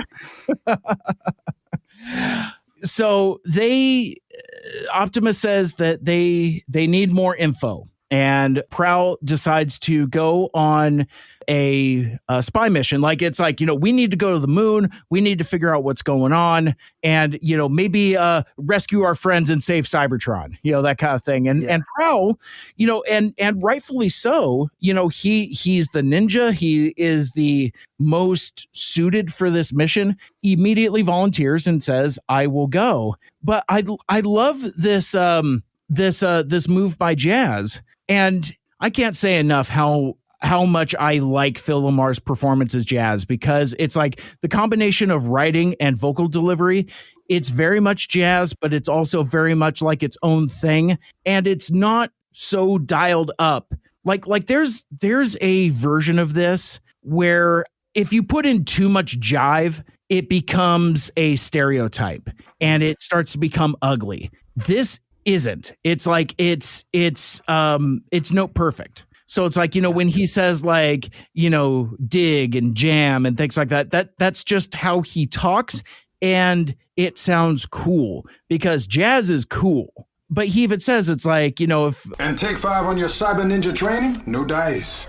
You're close to a real breakthrough. Yeah, this brought up, first of all, you're right. Jazz is cool. Like, great, no, perfect there.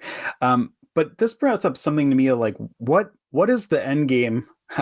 What is the end game of this cyber ninja training here? Like, is it like in universe, does Jazz have the ability to like give Prowl his black belt that he never earned? Like, is there some actual, like something like a level that Jazz can bestow upon him if he hits something? Or are they just like, wow, or is it more like you're about to be the best of the best? We should keep at this.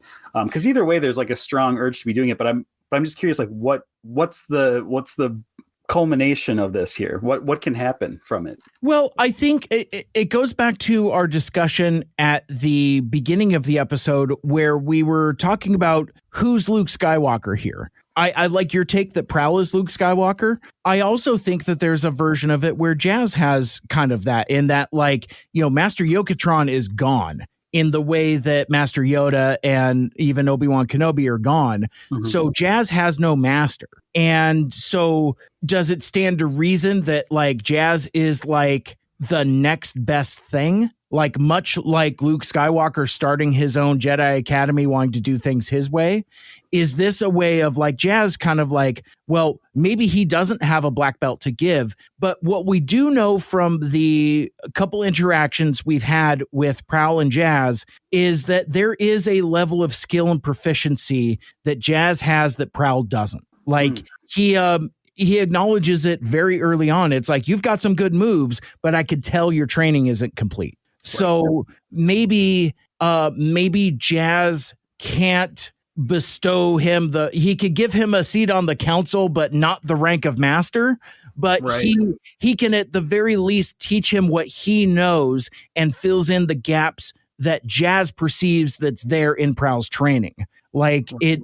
And it's fascinating too, because like to have a lengthier discussion about processor over matter, because it feels like Prowl has a mastery of it that Jazz doesn't, but Jazz has an understanding of it that Prowl doesn't. So it's it's I don't know, is this who would be the next closest Star Wars Jedi character that just has like all raw power but no training? Is it Rey? Is it, I don't know, but yeah, maybe. Yeah, just like Jazz sees what Prowl can do, but he also sees that there's a lack of focus. And I think that's like, especially when we're like when we're meditating in the woods later, that's very much a thing where like Jazz is trying to pass along his skills and help Prowl find that focus to be even better than Jazz is. Because like I think, correct me if I'm wrong, I don't remember if you were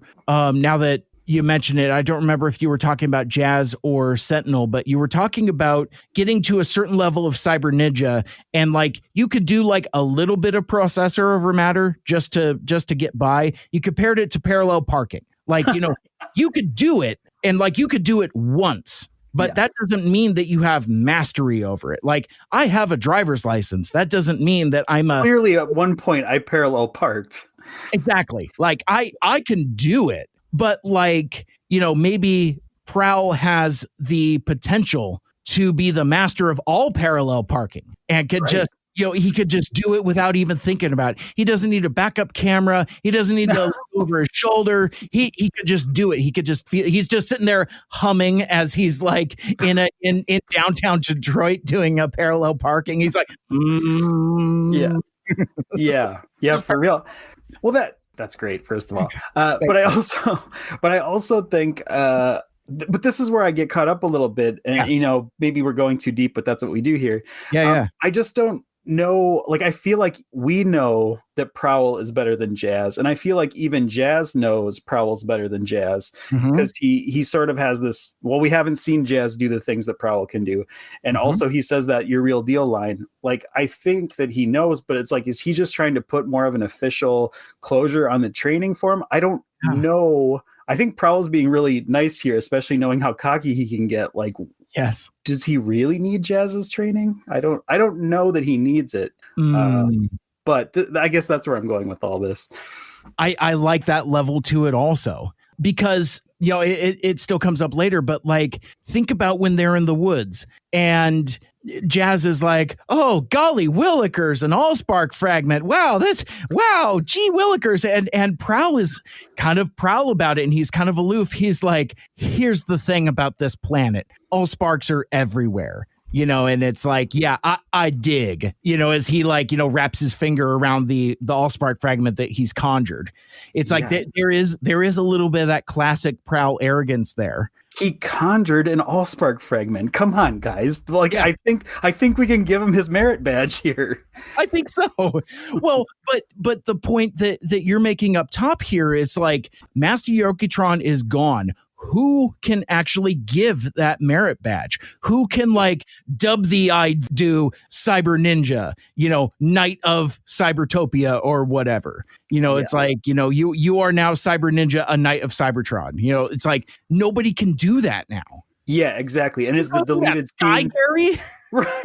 Freaking is the deleted is the deleted scene we're not seeing, is the deleted scene that we're not seeing Prowl asking Jazz to complete his training, I want to put on this belt, or is it like, you lack focus, let me fill in the blanks here? Like, I'm just curious what the maybe we don't need it. I kind of like that we can have this speculation about it, but I am curious what the writing behind it, the impetus of it was. Well, and it's kind of funny. There are sequences that we will discuss that they're like between the cracks that we can talk about, but then there's other stuff that's just straight up missing. And I think those are two different things. But regardless, for now, the ninja training needs to continue, but somebody needs to go to the moon. Who could possibly go to the moon? Who would be crazy enough to volunteer for that mission? Do we have anyone left? Anyone? I think you nailed it earlier. It's like, because this is the last stop of Bumblebee being Dennis the Menace. It's like, once he goes to the moon, he is a soldier for the Autobot cause. And his vocal delivery changes. He's very serious. And this is the last one where he's just like, why is everybody looking at me? Why is everyone always looking at me? I think that's a great payoff, because, I mean, if there's a suicide mission to be had, Bumblebee is your dude. Yeah, for sure. But yeah, so we actually go to the moon now. Meanwhile, on the moon, I love that we can say that, Starscream is kind of using his protoform to get his body back. I think this is really cool. This is a good use. This is a smart use of in-universe technology here. Mm-hmm.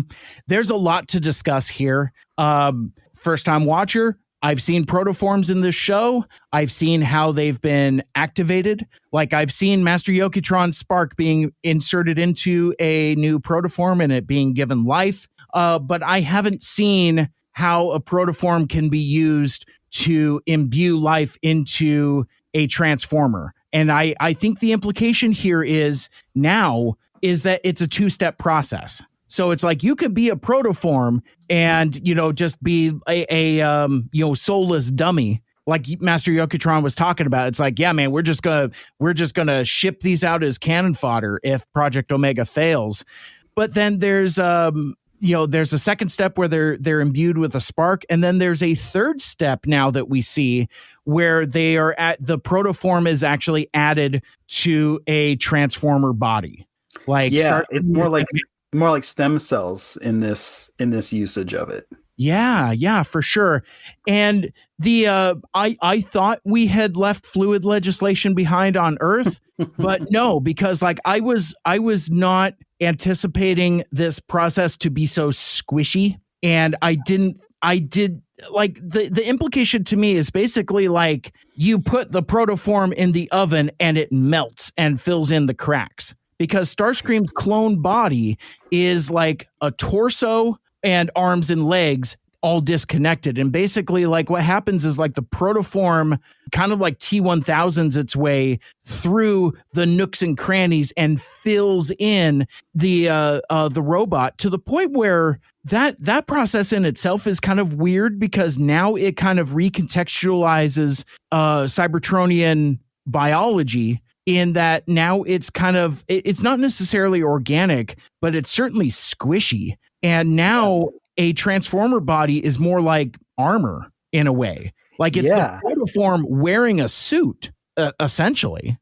Right. So it kind of goes back to everything we talked about like helmets and are they taking off a piece of their head? Are they taking off their actual leg? Or is that just their boot? Is that just their hat? You know, we could really play it like that. They're not those parts at all. And then it makes it kind of interesting. Like you can choose the armor or the look of the transformer before they're even like born.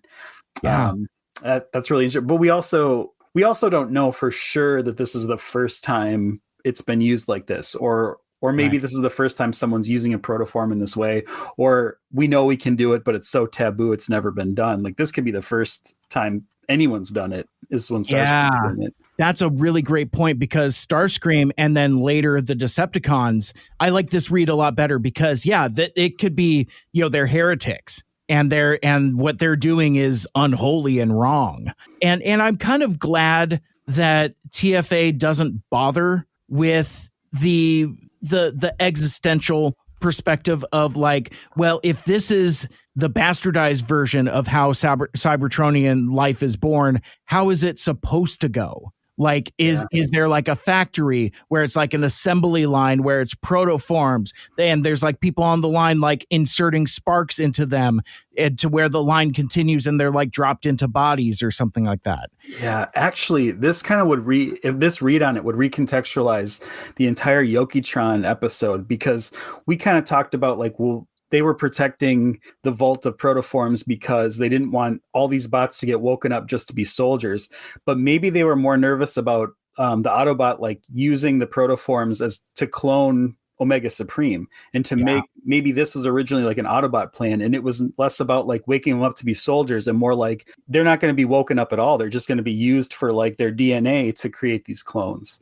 And that's more what he was protecting from happening. Well, and to your point from earlier, it's like, these protoforms are not used for life. They're used for raw material. And there is a justifiably, intentionally uncomfortable aspect to that as well. Like it's supposed to not feel great that like the reveal of what happened to the protoforms that were stolen. Apparently they've been on this ship the whole time.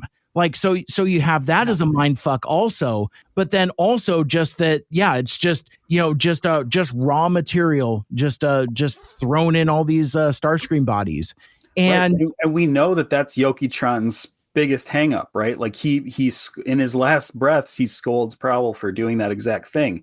And maybe that adds some urgency to why he's so scared of that being used, because, at the time I was like, it would suck if they all got woken up at once to be soldiers, but it would still be them being alive as people. But no, I think maybe it's more sinister than that. It's these will never come to any sort of consciousness if we let the Autobots have their way.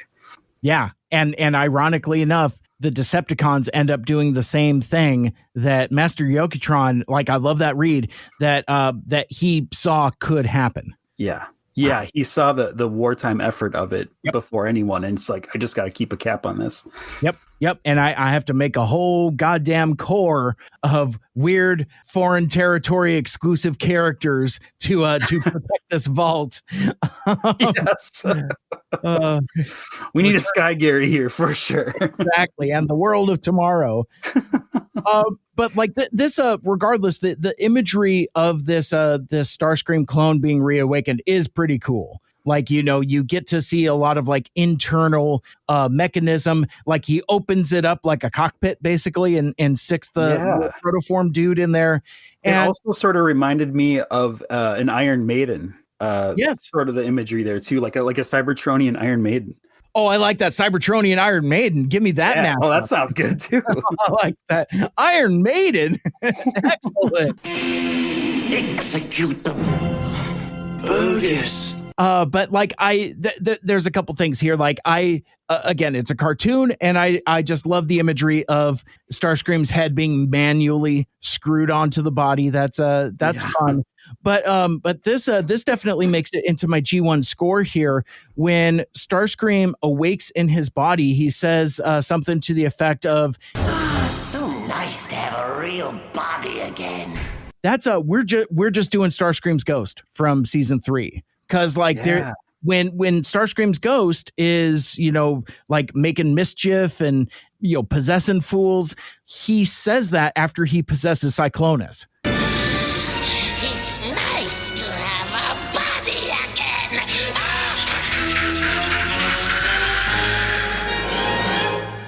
And his whole thing with Unicron is that he just wants his body back. He wants to go to Chili's and get some body back ribs. Yes, perfect. I'm going to have to play that audio again and give the right attribution to my buddy Anthony Percali, TFU.info. I want my baby back, baby back, baby back, baby back, baby back, baby back. I want my baby back, baby back, baby back, baby back, baby back, baby back. I think I've played that before without attribution. I felt really, really bad about it, even in the edit. I'm like, I didn't say that's his joke somewhere. I felt really, really bad, but I'm going to say it now. But anyway, so that's right. That's right. Body back. We're true comedians. You got to give credit if you're going to steal the joke, right? Yeah. Yeah. Do I look like George Lopez to you? No, thank you. Burn. Yes. There's one thing I love, and I know you probably love it too, that this moment that after Starscream's back online, it's an immediate cut to Megatron, like getting his gun off, taking pot shots. It almost reminded me like this could be a bookend, or like can immediately take place after that montage of Megatron trying to kill original, immortal Starscream. Yeah, this is just right back to it. The minute he has a body back, it's pew pew pew, and he gets to do it over and over again, just like he did. Now he doesn't have Blitzwing and Lugnut to throw his lifeless body off the side anymore, right. But still probably like some of the most upsetting imagery in Transformers history. It's just like these two goons just taking Starscream to the train station and just hucking him off the side over and over and over. That is. And the thing I can't, and sorry to go back to that. I know we covered that episode, but the imagery that I cannot get out of my head is Megatron standing on the cliff with the moon behind him. Like, why in this goofy scene did they put in this most artistic shot that we haven't seen anything like that since the tree in Prowl's room? Right. Like, level of artistry. And it's like in this goofy montage. I just can't get over it. But what was going through their heads? Yeah. And he's so contemplative too. It's like, he's looking contemplatively at the moon, sword in hand. And what was he doing out there? That's what I wanted. Like, what was he doing out there? I like this conversation that they have, because this is brilliant, classic Megatron X Starscream, because obviously Megatron comes in, and there's a part of me, given the fact that he kind of, as we'll come to find out, tipped the dominoes for like the Shockwave Lugnut feud and Starscream's part in it as well. There's a part of me that thinks that after he's like, oh, for fuck's sake, and he just follows him. And so there's a thing where I would imagine there's a deleted scene where Starscream's head is rolling down the hallway, and Megatron just I think I've given him enough of a head start, and then just kind of goes down and follows him just so he wanted this. Yeah. Yeah. He wanted this to happen, because this is also integral to Megatron's plans. Like, this dude has like plans on top of plans, and it is just amazing to me how things just fall into place for this dude time and time again. You know, I'm glad that these episodes aren't as politically charged as some of the other ones that we've done recently, but there is like a tinge of the times with kind of like, you know, Megatron's attitude, like, you know, this is how I planned it. You know, right. Like, everything is going exactly the way that I said it was going to. It's like, no, it's not. It's like that's no, you're a dummy. Yeah, well, this will be my biggest, deepest cut reference to a movie. But this moment reminded me of the film Mystery Men, when Captain Amazing breaks his greatest enemy out of jail because there's just no more bad guys left to fight, and he's getting bored and he misses the chaos. Like, he's like, fine, let's just bring him back. Let's bring back my worst. Let's do this thing. Like, for as much as we've realized, like, he hates Starscream in this show, maybe more than any other iteration of Megatron Starscream. Like, he's like, bring him back. Let's just see what he's got. Yeah. Give the kid a shot. Exactly. So what do you make of this bit of dialogue here where Starscream is obviously lying, but he's dancing and saying, oh, no, I was merely building you an army to serve our great Decepticon cause. I think there is a part of this where Megatron is like, sure, having an army is fine, but they're an army of Starscreams. Like, he doesn't say that within the context of this dialogue, but I think there's like a little bit of an implication of like, you know, one Starscream is plenty. And I've seen your asshole clones already. It's like, they're a lot to deal with. I don't want to deal with those dickheads anymore. And quite frankly, I don't want to deal with you anymore. I've had enough of this. Right. I definitely get that take from it. I also think it's a great opportunity to be like, you know, to remind everyone, if Starscream's thought of it, Megatron's thought of it 10 times over, 10 times bigger, right? Like, that's cool. You cloned yourself. Here's the game that I'm playing. Much bigger. But you think too small, Starscream. Well, literally, and this is a fun bit of dialogue. This whole sequence is pretty fun. The bit that isn't said is about the difference between sheer numbers. It would seem that Megatron prefers just like a heavy fist brute force over a swarm. But like, I love that this escalation here. He's like, I have plans for these protoforms. Much bigger plans. Starscream says, well, naturally you would want a clone of yourself, right? Right. And it's fascinating that while Megatron has ego, obviously, he doesn't have vanity the way that Starscream does. Yes. And that comes up at least twice through this, where it's like his immediate response is like, well, why would I want a clone of myself? Think bigger. And I love this escalation, you know, bigger. But like, we couldn't get out of this scene where I couldn't call attention to what's happening outside. Because it's like, you know, what's bigger than Megatron? Starscream looks out the window and he sees frickin' Shocknut out there, like doing some kind, like, I don't even know what they're trying to do. They're just trying to like move something or something like that. But like, Lugnut is pulling on something, and Starscream's even like, oh, not that moron, right? Not that guy. And of course, Megatron responds and says bigger, but like either like immediately during this or immediately before or after, that's when Lugnut loses handle of whatever he's pulling on and falls over. And I don't know if you caught this, Michael Anders, but like Shockwave turns into Nelson Muntz and just straight up ha-has this guy. He like points at Lugnut, who has fallen over, and you can see him like, you know, you see his character like shaking and jittering as he's actively laughing at him. It's so fucking funny. Oh yeah, that has to be the animators having a little fun. I mean, I don't think that was scripted at all. I wouldn't imagine so, because probably on the page it just says like, you know, Starscream gestures to Lugnut outside, and Megatron says, you know, no, bigger. But I love this little bit of visual humor. I really enjoy David Kaye's performance as Lugnut, and I think we get like a lot of, I will never hear the word glorious the same way ever again, because that's just imprinted on me. But one of my favorite Lugnut isms that we don't get here is I love a Lugnut warble. Like he's so big he falls over all the time. Like, remember that time it took the Autobots half an episode of a B plot to get him out of a hole, and they never. Seriously. But like the whole thing, like every time he does like this. Whoa! Yeah. I could have used one of those here, just just for me, just because I like it so much. It serves nothing other than just to be pleasing for my ear. But I think it was a little bit of a missed opportunity there, because like I think. Even in the audio, there is like, I mean, obviously it's through a window, through a spaceship looking out on the moon, but I think you can still hear some muffled sounds a little bit, if I'm not mistaken. Oh, yeah. I'll find out in the edit. Right. But not that idiot Lugnut. Bigger. This guy needs some rocker feet. He's very tippy. He needs some stability. You got to put some floor polish in those ball joints in his ankles. You got to stiffen them up a little bit.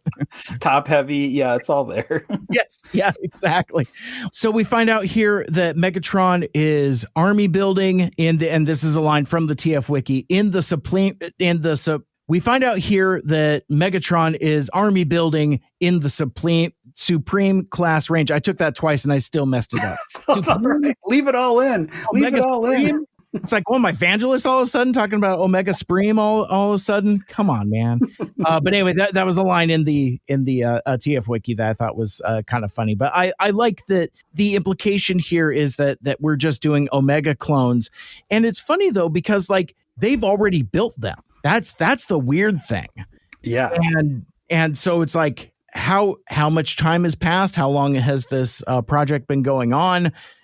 Perhaps despite when they're not sneaking kisses on the side, maybe like Lugnut and Shockwave are shockingly proficient at building robots. Who knew? That could be. I don't know. Or maybe they take them and from the Autobot vault and spray paint them. How far did this conspiratorial Autobot project we've been talking about get there you go.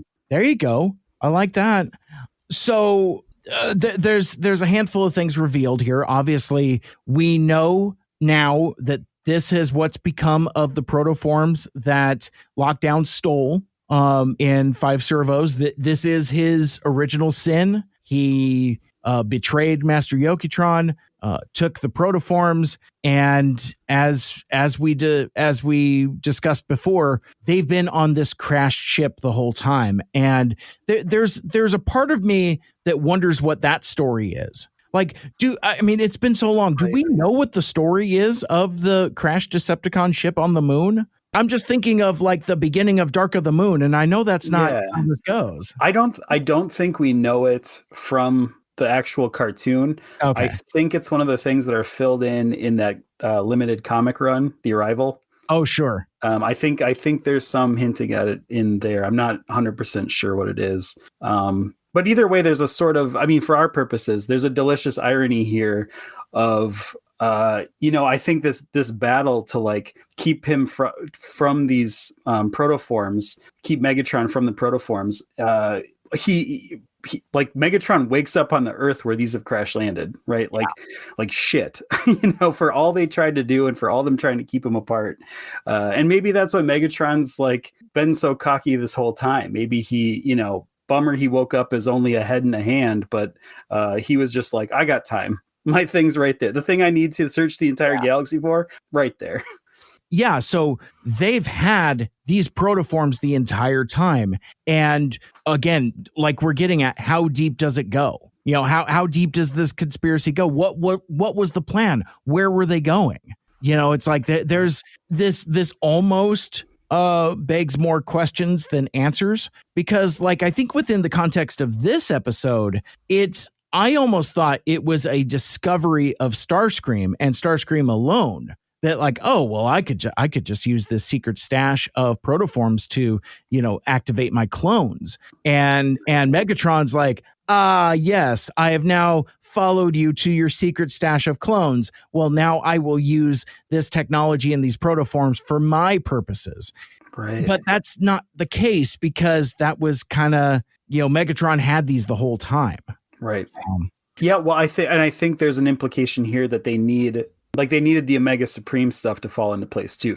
That's why this is why this is happening at the end of season 3 and not the end of, season 1 or something. Right. Right. Good point. So from there, we discussed this already, but we cut back to the woods where Jazz and Prowl are in meditation.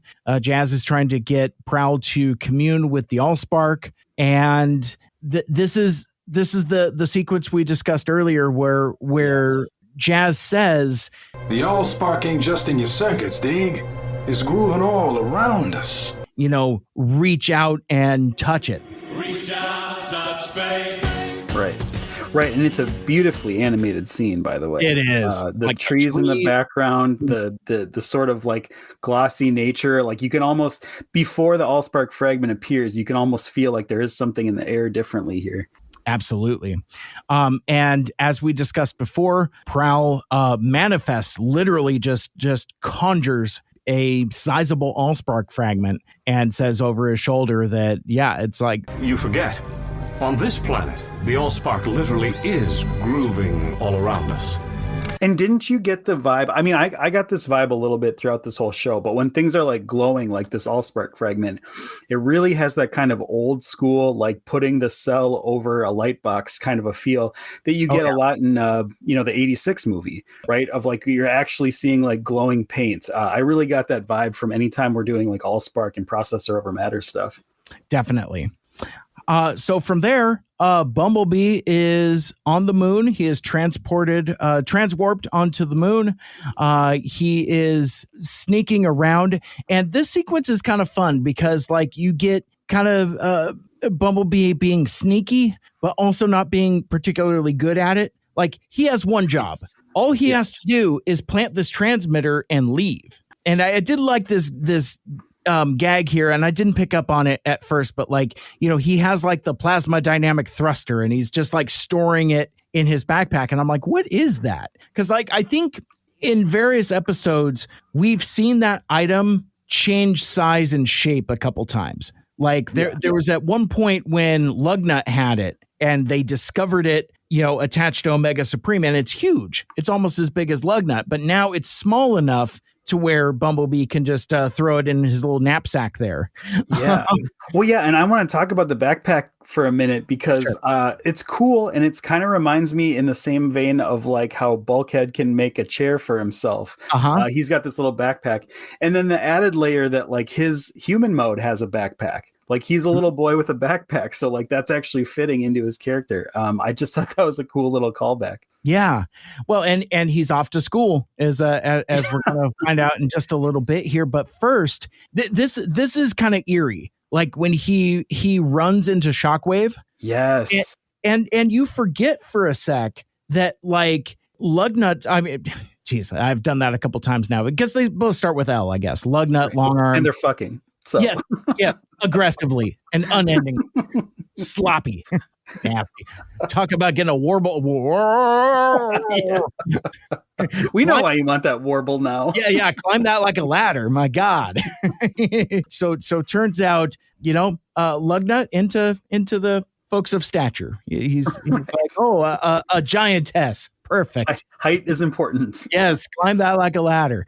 But no, it's like, so I forget that Long Arm's powers are also Shockwave's powers. That like he's got like these, Mr. Fantastic tank treads. So it's kind of like spooky and eerie where Bumblebee is startled by this, like, what the hell is this? And he looks all the way up Shockwave's skirt and he's just like, oh shit.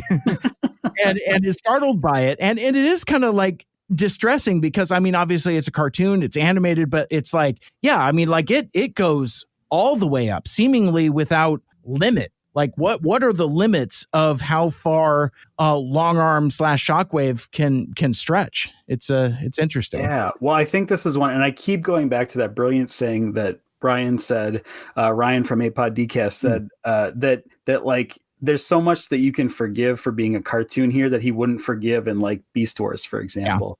Yeah. And I think this is one of them. This has sort of this like surrealist painting version of these legs kind of like twirling up into nothing. But it's also scary. Like everything's very dark. This to me felt like a horror scene. This sort of like Bumblebee creeping around the legs of a giant spider kind of a thing. Mm-hmm. And I even wrote down like Slender Man. Like that's what it conjured visions of. And I think like throughout this episode, we see Shockwave getting progressively more insectile in a lot of ways. I think it starts with the clittering fingers, and then I think it goes these long legs, and the implication is like, you know, is he going to pick up on the vibrations of Bumblebee down there? And there's like this Bumblebee into the nest or into the web here. I think there's just some sort of like bug analogy going on. And later, I guess kind of getting ahead of myself, but later, you know, where his horns come down to become like mandibles almost of like a centipede. There's just like this insectile nature about him all throughout this two-parter. Absolutely. Well, and the other thing, and we alluded to it in a different context, but the thing that I like about TFA Shockwave is that he's a creep. You know, like, you know, in appearance, in attitude, in the way he conducts himself, and like even like when he's walking around, he's got like a hunch. You know, it's like, but he's got like all these like gangly limbs. It's like he doesn't quite stand right. You know, there's just a unsettling nature to him that I think is pretty cool for a Shockwave. That's very cool. Yeah, and it kind of goes back to what we've been talking about, like who's the original form here? Like what does he prefer this? Like has he chosen this more sickly, gangly look? And like unfortunately sometimes he has to dress as a big buff Autobot. Like I just wonder where the origin of it all is. Yeah. Or was there more of a thing where he was like born this buff Autobot and he sort of like just wants to like slim down and look sleeker and sickly and I don't know. There's a lot into the psychology of this character. Yeah, he like creeps down into himself, and like this is like the creature that manifests out of that. You know, with like the claws and the mandibles and all that other stuff. It's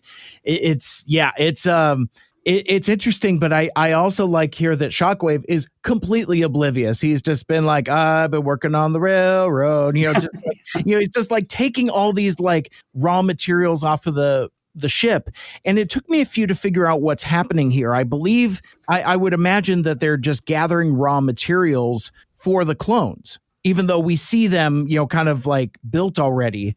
You know, it's, you know, animation or whatever. I guess I would have to kind of make it more a solidified visual, I would have liked to have seen maybe some like Death Star 2 looking things, like maybe like one of them is fully complete and then like one is almost, and then one is still kind of like skeletal or something like that. But so here's where I have to have a little like dissidence here, because in my head, I think there was like sort of an animation goof or something here a little bit, because I think if this were live action, it would be clear, like there'd be like a moment where like you step back and you're like, oh shit, he's building clones. Like they couldn't even tell. I think to everyone else in the show, they don't know what he's building quite yet. But for us, I mean, for the animation team, they probably read ahead in the script maybe, and they know what's coming, even to the point, I mean, getting a little ahead of myself again, but I don't think they were ever meant to be colored like Lugnut originally. I think that should have been that was a good moment, that it should have been like a color change situation. But I think that the fact that they already kind of looked like Lugnut, it was kind of a letdown for me a little bit. You know what, being a first time watcher, I would say though that that's not specifically a spoiler, because I'm not thinking about it from that perspective. In fact, on my first watch, I didn't even see the clones, because I'm focused on what the frame is focused on, and that's Omega Supreme. And it's interesting because, like, you know, so when I watch these episodes first run, I don't stop it. You know, it's like I just let it run. So that moment, before I even had time to think about it, to consider it, it was already over, and we were on to the next thing. So, but like when I watched it the second time, like you're saying, it's like, yeah, it's, it's obviously coded what these things are. And I think, unfortunately, this just kind of comes to the economics of animation. I mean, obviously you see like the gelatinous heads change, once Lugnut imprints on them. But yeah, I think like a full on color change would have been cool. Like, have them be, I don't know, gray. Or like, I mean, because like, we've talked in other contexts about like the Omega Supreme body type has been used a couple times. It's like we've speculated that the Elite Guard ship, the Steelhaven, could, because of that body type, would transform into an Omega style robot, which was confirmed in the comic books. But like Omega Guardians are a thing. Dark Guardians are a thing. It's like, so like there's different color schemes that you could have done to have that change to more match the Lugnut color scheme to emphasize that. But again, it's, economics of animation, and really it's something that passes by so quickly that it's not until the two of us are sitting here talking about it for 2.5 hours that it becomes clear that it's like, man, that would have made a much better reveal. And I agree, but at the end of the day, it's not as big of a deal as we would like, unfortunately. Yeah, actually, I was going to mention it later, but I want to bring it up now while I still have it top of mind, because this is where I had kind of a full circle moment that visually that was a spoiler for what has to happen. And if we're to believe that the Lugnut transfer was accidental, then yeah, he shouldn't be colored that way. But Megatron's whole point is that this was his plan all along. So having those things be colored that way as Lugnut already is sort of like a magician's trick of like, check your pocket. I had the answer mailed to you a week ago. Kind of a thing. Like, then I was like, oh, is that why? Like, it all kind of makes sense. That's brilliant. You totally Marvel no prize that is fantastic. Megatron's like, this is my design. Right, exactly. It's my private blend. Oh, that's paint them this color. I won't tell you why. Right. This is going to be a good reveal. This is the prestige here. We got to do it exactly right. Yes. So is it your takeaway also? So what is Shockwave doing with these raw materials that he's harvesting from the ship? Yeah, it could be a reverse engineering situation at this point, or just kind of like, seeing how it's all put together. Maybe just checking a schematic, or maybe it's more like a part's missing, right? Like when you go to a junkyard and you're like, I need a bolt off of 357, I need a taillight for my 01 Camry, that kind right, exactly. Yeah, I don't need anything else. I just need the taillight. I'll go to Pull Apart, instead of just like, getting one from Amazon that doesn't fit. That may or may not be a real story. But sounds awful specific. Yes, very, very, very specific. But regardless, Shockwave kind of like, as he's pulling these parts off of the ship, he's just dropping them over his shoulder, and keeping in mind how high up he is, and you get like this wicked like fisheye effect, distorted like we talked about earlier. But it scares Bumblebee enough to where he scampers off in vehicle mode and drops the transmitter. And of course, smash cut to it getting squished. Oh man, the transmitter. I really like how Bumblebee kind of thinks on his feet. It's like, there's a version of this where it's like, oh man, I dropped the transmitter, and he just leaves. But instead, he goes snooping around inside Omega, and of course comes across RC. And this, I don't know, it's like this kind of had some other weird special resonance, because again, RC is still in kind of like school teacher mode, and Bumblebee coded as a child. Yeah. Like, so it's like, I mean, cause like, I forget the things that they say to each other, but like he's startled at first, and then she's just, but like, good morning, young bots. Yeah. And I think Bumblebee starts getting the sweats a little bit, because like he now realizes he has not done his homework. He's left it at home. I think you're spot on here, because it would explain a lot of the rest of the episode, where Bumblebee's never really met RC before or doesn't know RC. My name is RC. Yeah, I know. Ratchet's always going on about you. But after this moment, he's very like protective of her. And there's lots of like RC and like these moments where he's really concerned for her well-being. And it's like a dude, you just met her. Or like she hasn't, I mean, you don't even really know if she's a sentient being really, but it's something, whatever happens in this moment between the two of them, like sets the tone for him for the rest of the show. Well, and Bumblebee even does like the thing with the eyes. Like he mistakes that she's talking to him and that they're having a conversation. Yeah. And it's just like, oh no, it's just like he's interacting with these deep-seated data tracks. And, you know, he does like, you know, the eye thing. Looks like someone's a few data tracks shy of a full processor. We better get you out of here. But he has the smarts to be like, well, wait a sec. I can't plant the transmitter, but I could do the next best thing. And quick thinking on Bumblebee's part where he's just like, he can just, flip on this transmitter. And to your point earlier, Michael Andrews, where Bumblebee is just like, well, I can't save you, but we will come back for you. Like he is so emphatic about it. It's like, we are not going to leave you like this. We are going to come back for you. Yeah, it almost to the point where the rest of the show, he's more concerned, maybe not more concerned, but as concerned as Ratchet. You know, it almost kind of like made Ratchet's reaction to seeing her again and underwhelming because Bumblebee was so concerned about her. Yeah, 100% agree. So from there, Bumblebee transwarps out and we go back to Earth. He rematerializes back on Earth. And this, I like this gag here where like, Bulkhead is there to greet Bumblebee. And he's like, hey man, did you plant the transmitter? No, but I, again, quick on his feet. He's like, well, but I did the next best thing. But I opened up RC's comm link. Listen. And, I maybe a year ago, I would have had a different read on this partial transmission, but like, there's some innuendo here. He's like, Nut, take that and use it on to build the. There's some silly innuendo here in like the incomplete stuff, for the filthy minded to fill in the blanks. Right. Yeah, I feel so bad for being in this scene because he's so excited about this plan.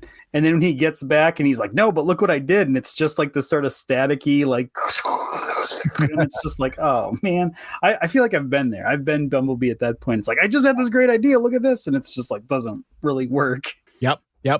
But regardless, it's obvious that they're building something. Yeah. So down in Ratchet's workshop, Ratchet, Sorry, and Professor Sumdac. Welcome back to the show, Isaac Sumdac, by the way. Right. Hey, where was that guy? Yeah. Savor that while you're going to get it because this guy's about to disappear from the show. But like they're working on this jetpack, and you bet this went into my G1 score because it is basically Jetfire's rocket boosters from the G1 toy. Like, with like the way like the sides are and it's all red and it's got like the flared engine bits on there. Boy, I knew that looked familiar. Yeah, that's a great point. Yeah, it seems like they're really going somewhere with that. So they're working on this project collaboratively, and this is cool actually to like see this group work on this project together. But this it's not working, and Ratchet's getting frustrated. Don't tell me where to weld. Sorry's like, well, hey man, let me take a look. And Ratchet, even now, and again, I get a little frustrated when characters haven't grown or progressed as far as I would like them to. Like, there's a lot of like this has worked already, that kind of thing. There's this little bit here where Ratchet's like, oh well, what do you know about it? And even Isaac is like, you know what? Don't argue with her. Trust me. Like, there has been some time that's passed where I think Isaac Sumdac, unlike Ratchet, has gotten more used to having a superpowered cyborg teenager running around as opposed to the child Sorry Sumdac. It's like he's Like, yeah, whatever. She knows stuff. Well, yeah, kind of going back to what we were talking about with like the difference between humans and Cybertronians. I think Ratchet still just thinks of them as sort of like ants on this planet, kind of a thing. Yeah. Like, obviously, he has more reverence for the human species, but I don't think he sees that. Whereas I think Isaac can see like, well, this was my daughter then, this is her now. Like, there's clearly a change, something that I can appreciate in her. Whereas I don't think that Ratchet can see that. I think it's just a human, another human, and a human walk into a human room. Yeah, and let's not breeze past Isaac Sumdac, progressive, accepting dad. It's like, he's just like, in a way that he conveys in this one line of dialogue that it's like, I accept my daughter for what she is, and I think that's pretty rad. Yes. Yep. They had their moment, kind of reunion moment where they were fighting and then they got back together, and then we didn't see them for a long time. And then their relationship's grown stronger. Yeah. For sure. But regardless, so Sorry communes with the jetpack, so like, she touches it and immediately knows what the problem is. We need to add a micro aerator to the fuel line. And Ratchet sounds like a real thing. That's a very real thing. It does not. It certainly doesn't sound like something made up. Like she's just trying to like throw something out there to sound like she can hang in the conversation.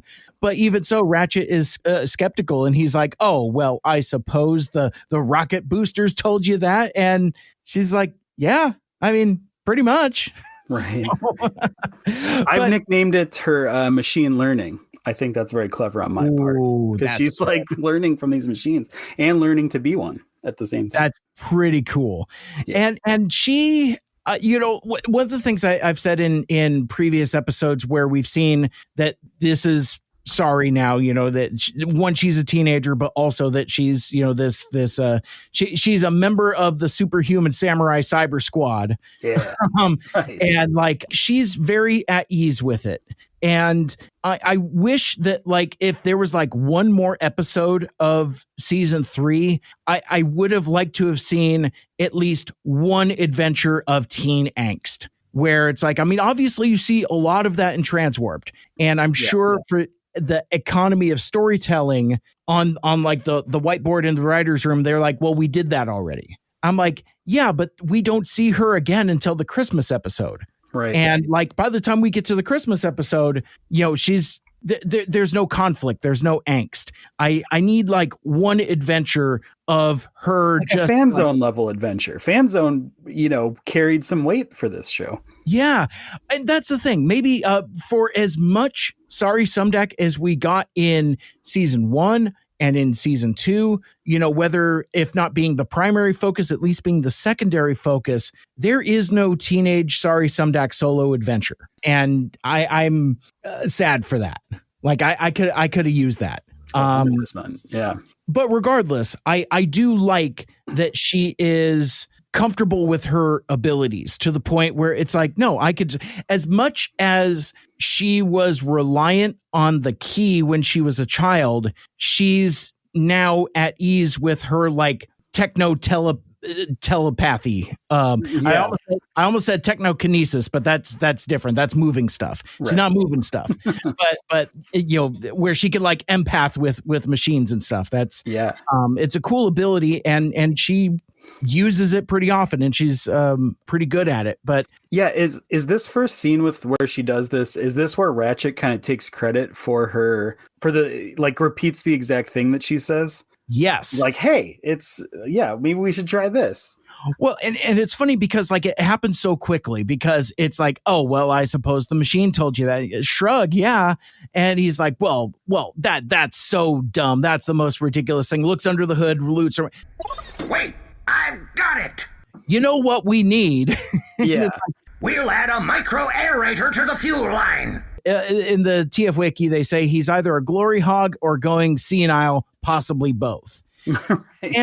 And to me, I feel like it is both of those things, but it's also a thing where like have who in our professional lives haven't dealt with like a boss or a contemporary, you're in the big brother house making things happen, making moves happen, maybe doing a little bit of light manipulation. And like I found the best way to get things done is to let somebody think it's their idea. Very similar to this. It's like, well, we could do this, but I think we should do this. No, I think we should do this first thing. I'm like, yes. Yes.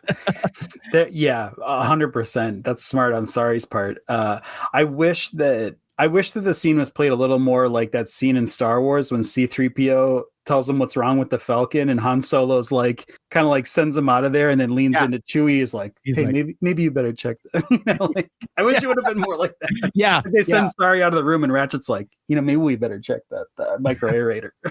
Yeah, exactly. So the micro aerator is put in. This jetpack is ready. We are ready for a test run, and it's not a G1 reference, but like one of the I've seen More Than Meets the Eye Part 1 through 3 so many times. I had the VHS tape when I was a kid, so I've watched it as much, if not more, than Transformers the movie. But like one of the scenes that I just sticks with me just from like a dialogue perspective, where the Decepticons are getting away in their newly built ship, and the Autobots can't fly, right? Mm-hmm. But Sideswipe has a rocket pack. It's never seen before or since. Like it's literally, it only exists in this one scene where like Optimus Prime, and this is like some early G1 Optimus, and it's telling of his character, and I love Peter Cullen's delivery, but he's basically like, Sideswipe, give me your rocket pack. And Sideswipe is voiced by Michael Bell, so he has like a easier going Michael Bell voice. And he's like, my rocket pack? What the hell? And Optimus, your dad, he's like, now. Yeah, right. He like yells at him, and he's like, yeah, sure, whatever. And puts the rocket pack on him. Jazz is like, I don't think this is a really good idea. Whatever, off I go. And he goes taking off after the Decepticon ship. This doesn't have shades of that in any kind of way, but like, I was hearing that in my mind like a ghost, like a phantom of a different era, just like, Sideswipe, give me your rocket pack. And it doesn't help that the thrusters kind of look like it at the bottom a little bit. Oh, I was going to say, this is new to me. I just Googled it. I think it looks a lot like that. Yeah. I think there's definitely, that'd be a really cool deep cut if they knew that for this scene. Yeah. So this is actually pretty cool. I love this sequence. So you had mentioned Iron Man 1 earlier, and yes. I meant to say I want to email this joke to an hour ago. Oh, easy, Megatron. Okay. I'm like, that's not the only time that we're going to talk about Iron Man the first here. But basically, like Optimus gets his rocket pack jet booster thing, and they're going to do a test run, and Ratchet is like, take it easy. Start at 5% power.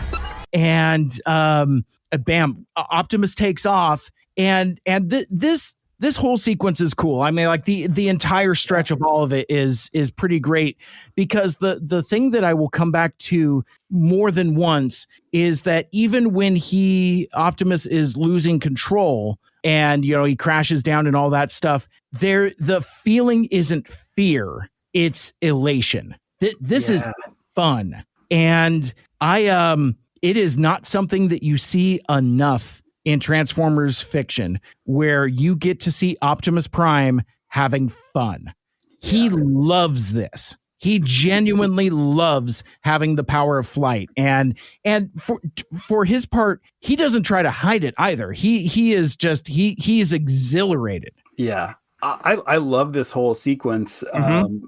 Even the iterative, I'll get into that a little bit, but I really love this whole sequence. I don't think it exists without Iron Man. Like, this is almost shot for shot, dialogue for dialogue beats from Iron Man, and like to the point where it's like, okay, Rich Fogel was sitting in a theater in May 2008, probably about the time he's writing this episode, right? I mean, this is directly influenced from Iron Man. Hands down. Has to be. Yeah. I mean, like all of it. Like there's. I mean, not just this the percent power, the shot. I mean, I almost expected to see like the claw guy, like his little claw assistant in the shots. So I don't know if you saw this in the trivia, Michael Andrews, but did you know that while Optimus is testing his jetpack for the first time, it's obviously a reference to 2008's Iron Man.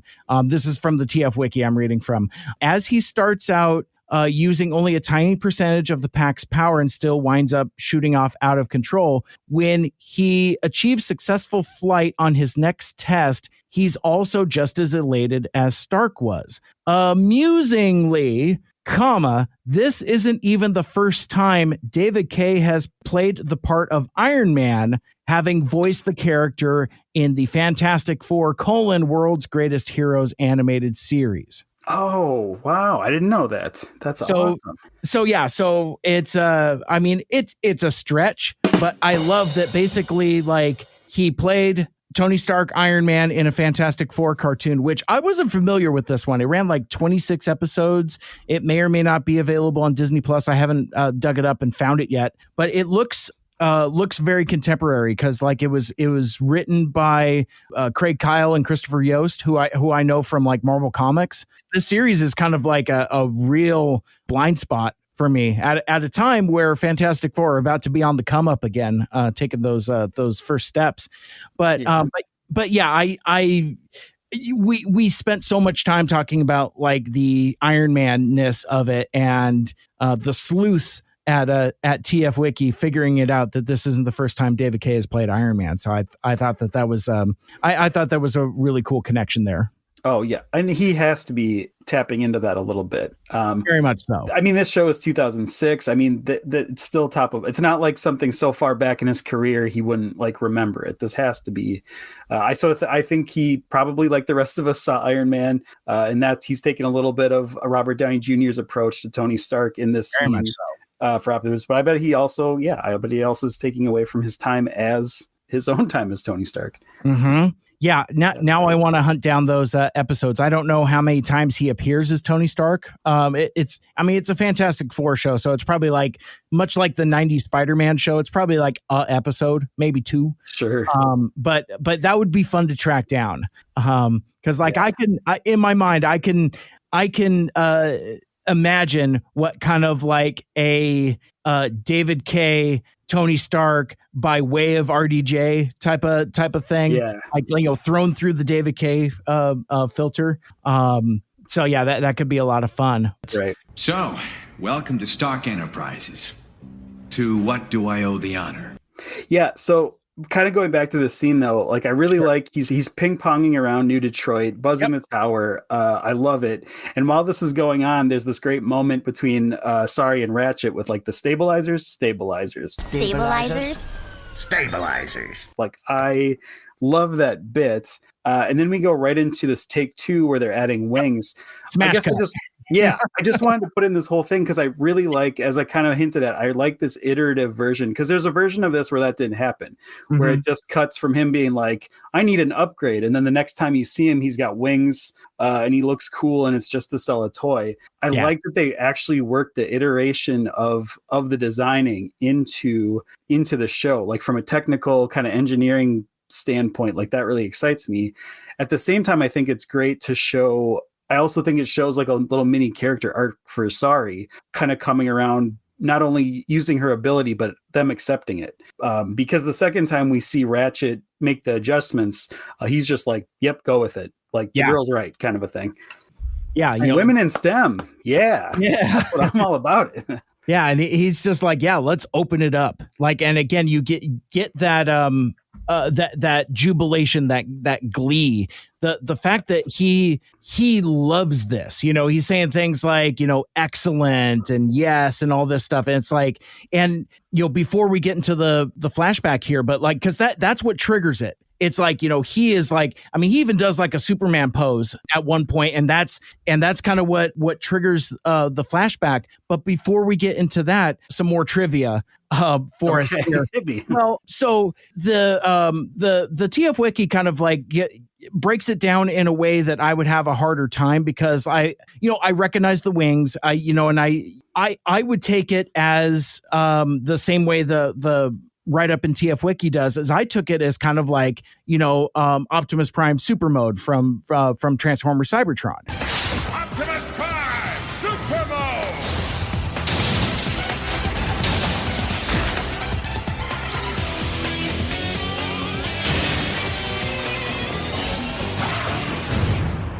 But there's more to it than that. So again, I'm reading here, but while more viewers will likely be reminded of Cybertron Optimus Prime Super Mode, animated Optimus Prime's new flight attachment, specifically the colors and the details on his wings and gauntlets, are based on God Jinrai's flight endowing God Bomber components, which, I mean, that was the thing I caught. A lot of folks are saying like Optimus Prime Super Mode. I'm like, no, that's God Bomber though, but not exactly though, because it's like it takes a couple different influences. Get this: the flight pack itself, to which the wings attach, don't seem to own as much to Jinrai's. However, even its resemblance to the original Jetfire's booster pack is apparently unintentional, according to Derek J. Wyatt. Any connection between it and the one that Time Prime War Sideswipes rocket pack is unconfirmed. Boo. Yeah. Probably could have read ahead on that. Sure. But the part I wanted to get out was his shoulder cannons, however, do appear to be based on his Voyager class toys water blaster. So, oh wow! So we're cobbling. Wow. It's kind of like a kit bash of like a few different things and a few different influences. I like that it's not just one thing. But another reference, and I think now that we're here at the finale, I think I could talk about this a bit more openly. The Studio Trigger 40th anniversary Bump of Chicken anime short that they did for Transformers. There are a good handful of animated references. Some I got at the time, others I didn't, that now I get. It's a lot of and we talked about this at the time. There's a lot of spoilers without context. Like, I've been seeing spoilers without context the entirety of the time we've been doing this podcast, but every once in a while something clicks and I'm like, oh, I know what that is. I wasn't supposed to see that, that kind of thing. Sure. But one of the things that I think is cool is like there's a segment in the video where animated Optimus in the Jetwing armor fights Overlord. And basically it's to basically tie together that it's based on, he's wearing the God Bomber armor, basically. Right. Yeah. So animated Optimus in this, surreal anime thing is a stand-in for God Jinrai in the God Bomber armor. So I thought that was, I even picked up on that at that point. And I think so once I saw Jetwing Optimus here in Canada, I'm just like, oh, that's Power Master Optimus Prime with Apex armor. Right.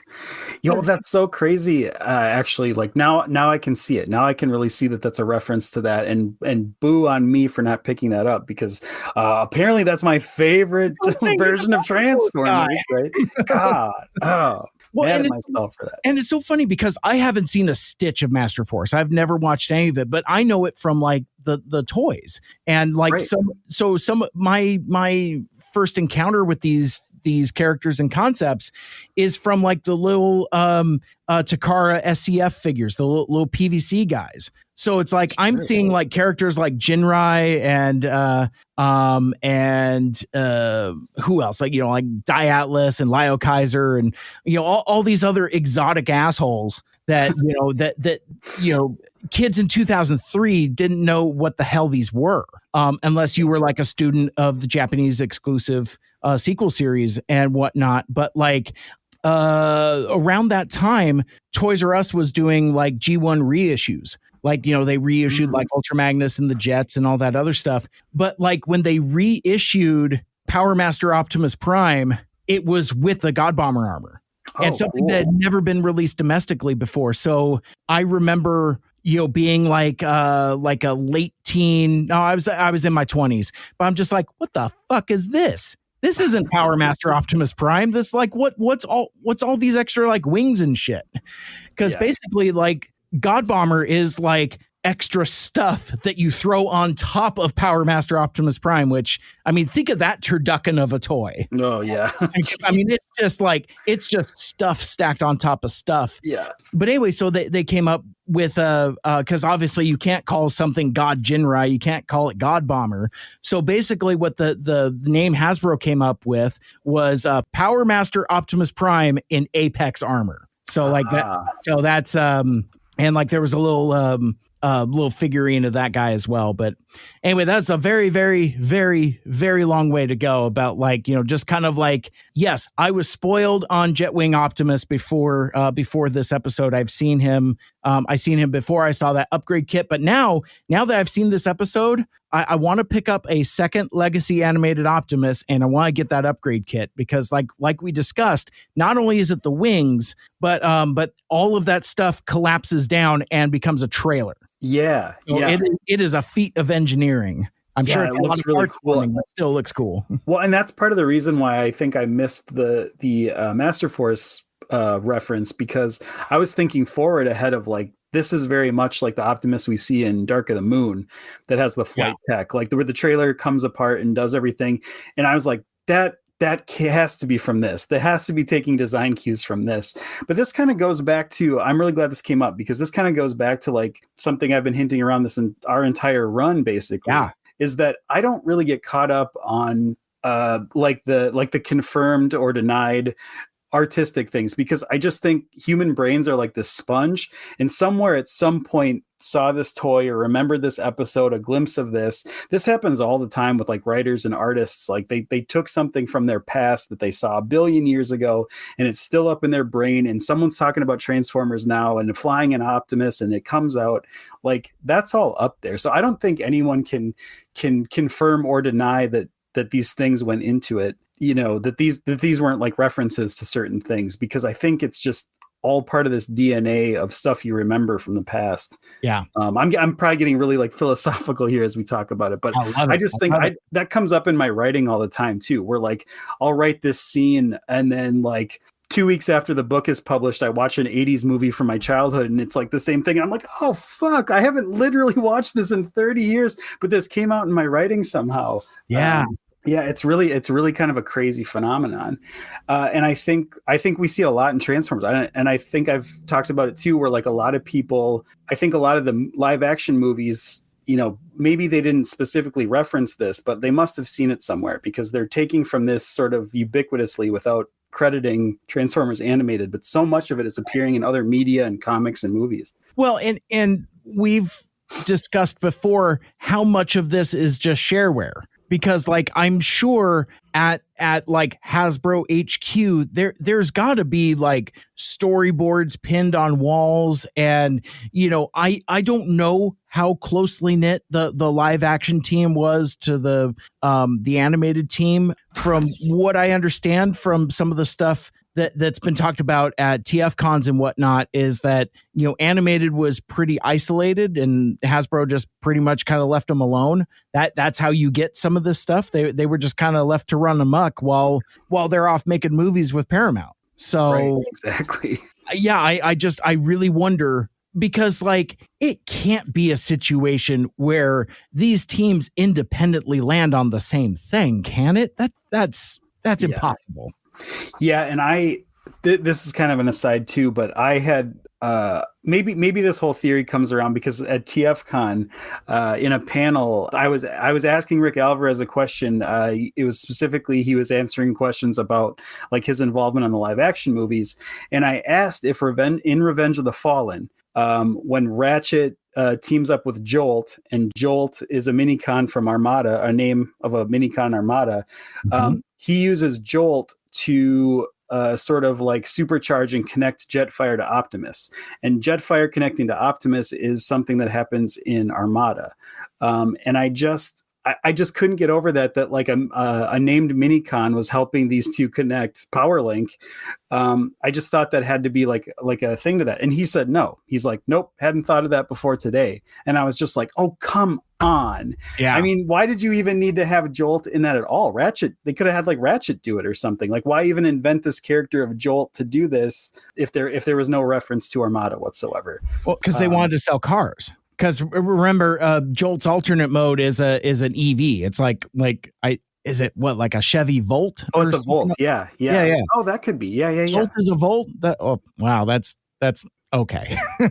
Deep thinking. Yeah, deep thinking. Yeah, that is the level of deep thoughts that you get from the live action team. Oh no, shots fired at the live action team. My God.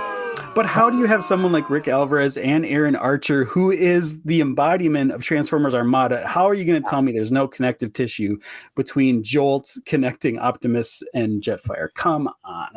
I won't believe that for a second that was the first day that guy was hearing of it.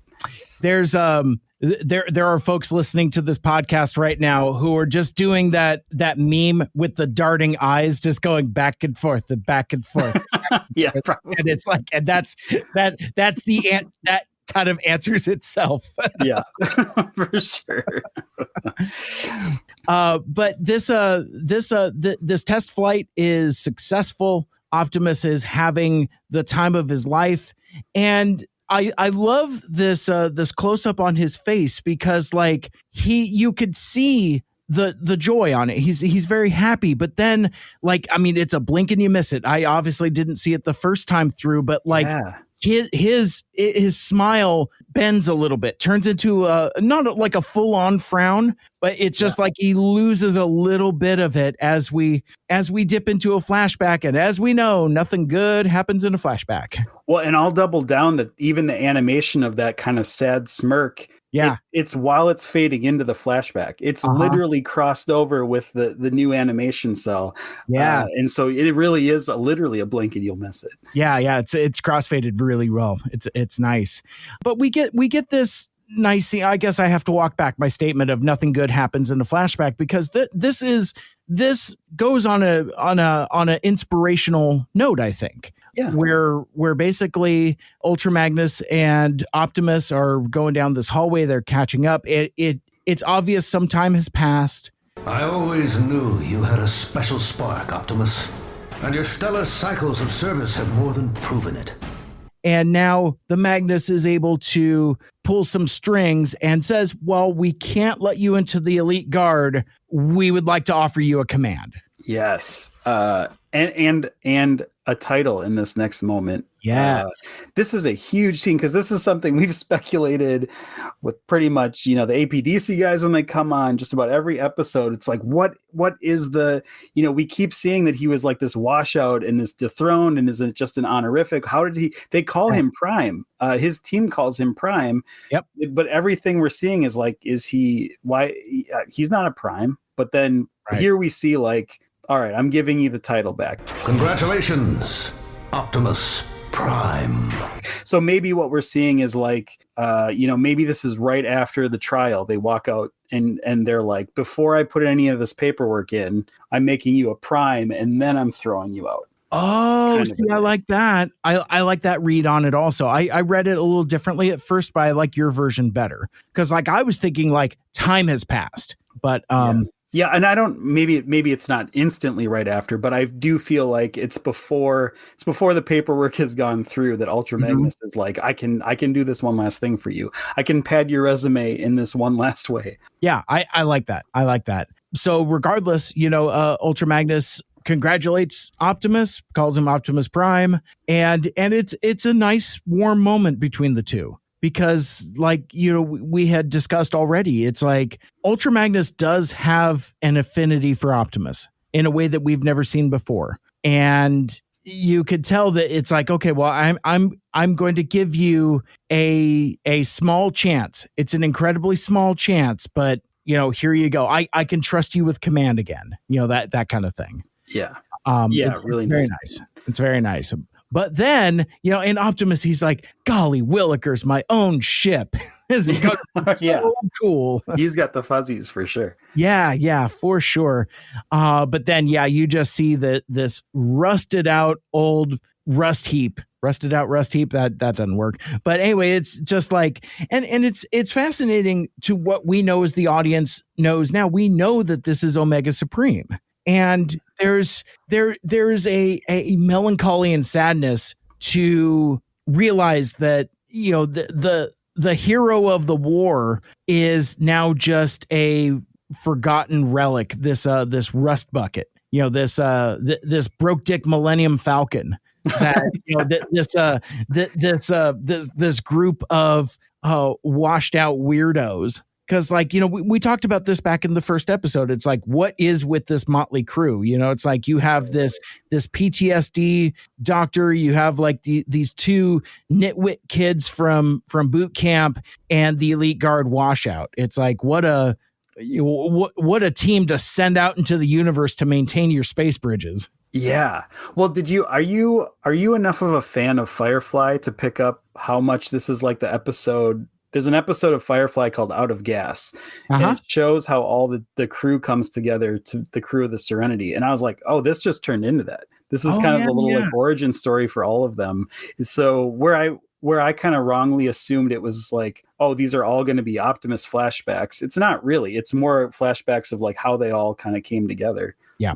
I thought it was cool. I mean, kudos. If that's what they're paying homage to here, I'm fine with that. That was one of my favorite episodes of anything ever. Yeah, it's solid. I'm due for a rewatch. I haven't I haven't revisited Firefly post the Troubles with Joss Whedon. Sure. So I've been but I think also with stuff like that, it's okay for time to pass and then to go back to stuff also. It's like, I've already bought the DVDs. I already have them. There's nothing that says I can't watch them. Another reference to that episode Out of Gas is that Ratchet comes out from under the hull actually working on the ship, and this is how we're introduced to them. It may not look like much, but this one still has plenty of stellar cycles left in him.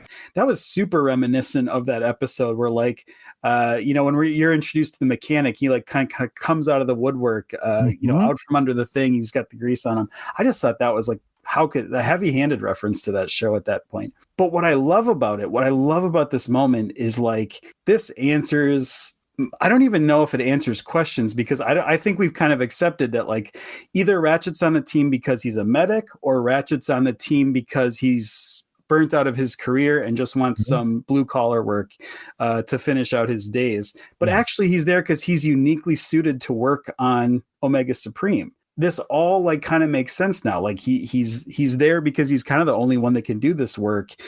He's got the secret to keep. It's also a good way to stash him away from like enemy plots or like any, keeping him safe. It's kind of like a witness protection program for Ratchet. Well, okay, I'll take this a step further, because I like where you're going with that. Ultra Magnus knows what he's doing. He knows that's Omega Supreme. He knows that that's Ratchet. So of course he's going to put this kid in charge of this and put them on the other side of the universe where nobody would ever find them, and they will never come across anything of consequence.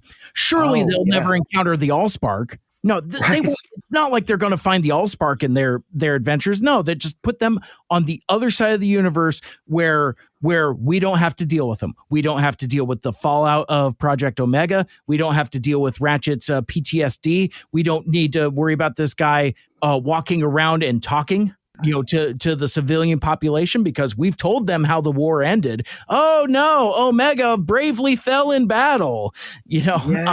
So it's Ultra Magnus kind of hiding his dirty laundry, kind of covering his tracks. And at the same time, he knows he's got his most capable guy in charge of it, right? Like, because he knows Optimus. Optimus would have been the next Magnus. Like, let's put that caliber of guy in charge of this.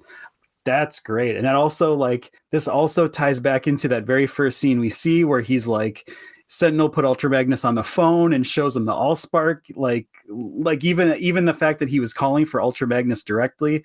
Yeah. And that seemed at the time like almost kind of Well, not at the time because it was the first thing we were seeing.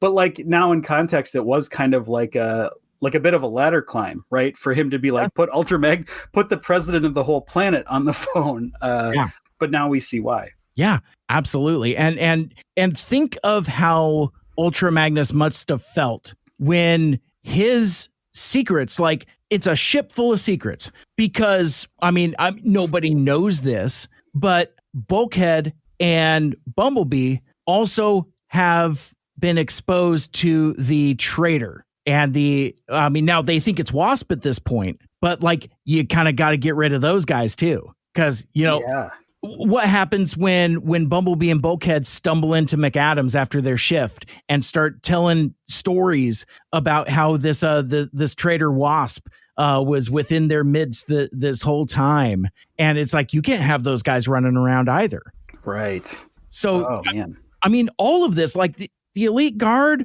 the Autobot High Council, the government, not good folks. And what they wanted to do is just hide this group of Autobots on the other side of the galaxy where nobody would ever find them. And all their secrets would be safe. So imagine, back in context, how Ultra Magnus felt when he saw the Allspark in their cargo hold. It's like, fuck me. These guys found the Allspark. Yeah. Are you fucking kidding me? Oh man, yeah. Talk about like on paper how well this works out, and it's just like, oh shit. shit. It's like, yeah, and before, like, so I would imagine like at in the Zoom call when like Sentinel is talking to Optimus, it's like, oh well, blah blah blah blah. And right before that, much like Mr. Fujitsu in Back to the Future Part 2, Ultra Magnus is monitoring this transmission. He's just in there. He's like, shit, fuck, shit, fuck, shit. And then he jumps on and decides to be a jerk to Optimus and says like, yeah, no, just bring the Allspark back. Being a hero isn't in your programming. All of that. But right. Wow. God damn.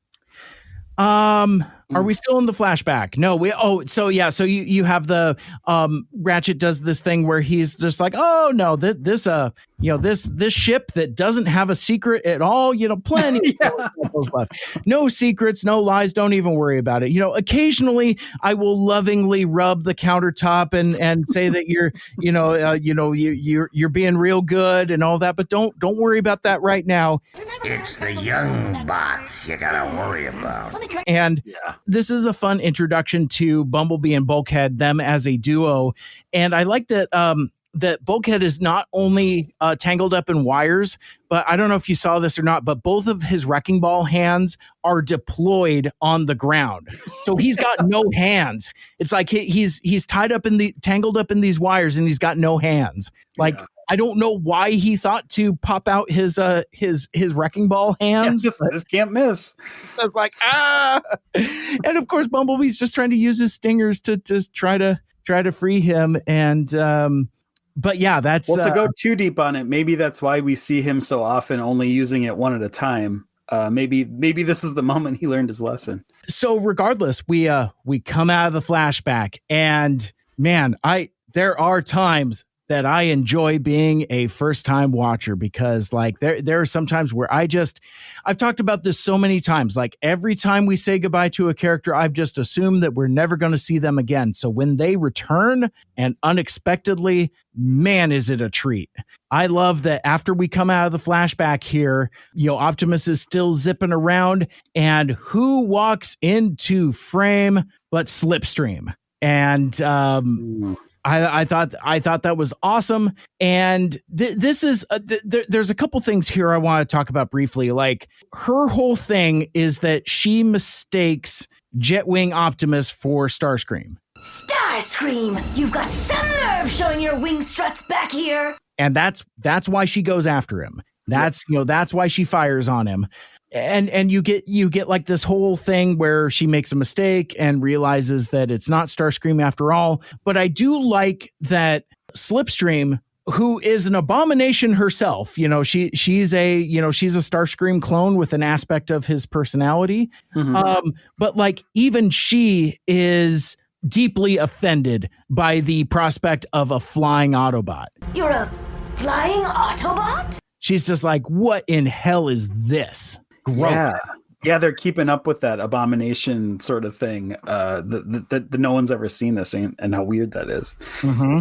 Yeah, that's crazy. It does kind of have to be Slipstream, right? Because who else would shoot Starscream out of the sky? I guess she's like the one clone that's like kind of hates herself, I guess, if we want to follow that metaphor out.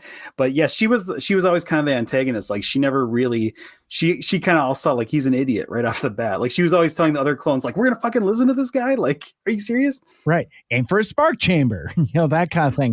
and so there's something different that Tara Strong is doing with the voice delivery here on Slipstream than in previous appearances. Now, Slipstream doesn't have a lot of dialogue. In fact, you could argue that this is probably the most that she speaks. But like there was a certain cadence to it. It's like, aim for a spark chamber, where it's like the middle word of a sentence would jump up in emphasis. Right. And this is more just straight across. It's fine. I mean, I don't have any problems with the voice, but it's interesting that it doesn't have a unique flavor similar to what it did in her previous appearances. Yeah, that's a great point. Yeah, I always kind of forget that they share a voice, or that Tara Strong's doing that voice. Like it just takes me out. Even to the I still think of it as like Cree Summer. Oh, sure. It's so weird. Like it just never even phases in my brain.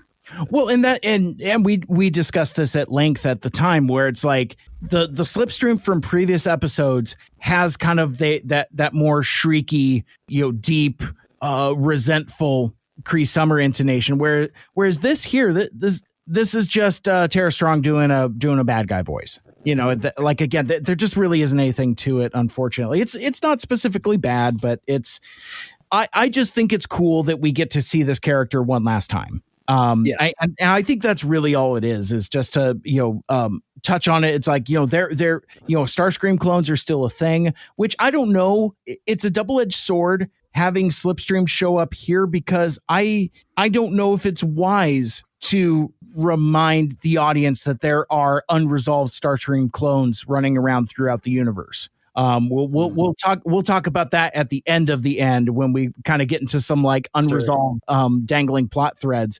But regardless, I think the sequence is fun, and it's again it's just cool to see Slipstream one last time. I think it's a really cool character design.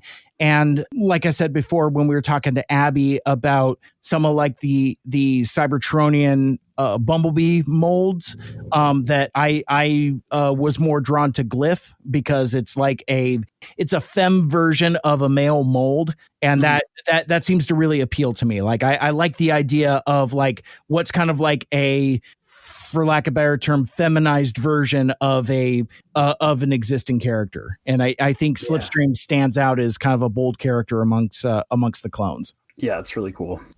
So after that, Optimus crashes and burns into the river a little bit, and we go back to the moon, back on the moon.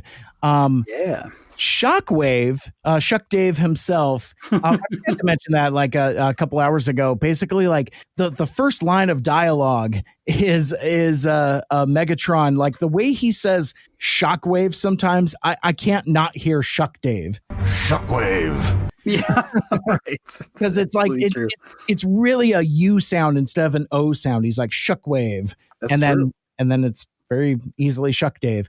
Anyway, Shuck Dave is finally able to access RC's memory enough. He's brought her back. He's tinkered around enough to where she's cogent enough to where she's no longer a teacher. Sir, Intel Agent RC reporting for duty. This is pretty cool, because like we talked about this a lot earlier, but this is where he uses his long arm disguise.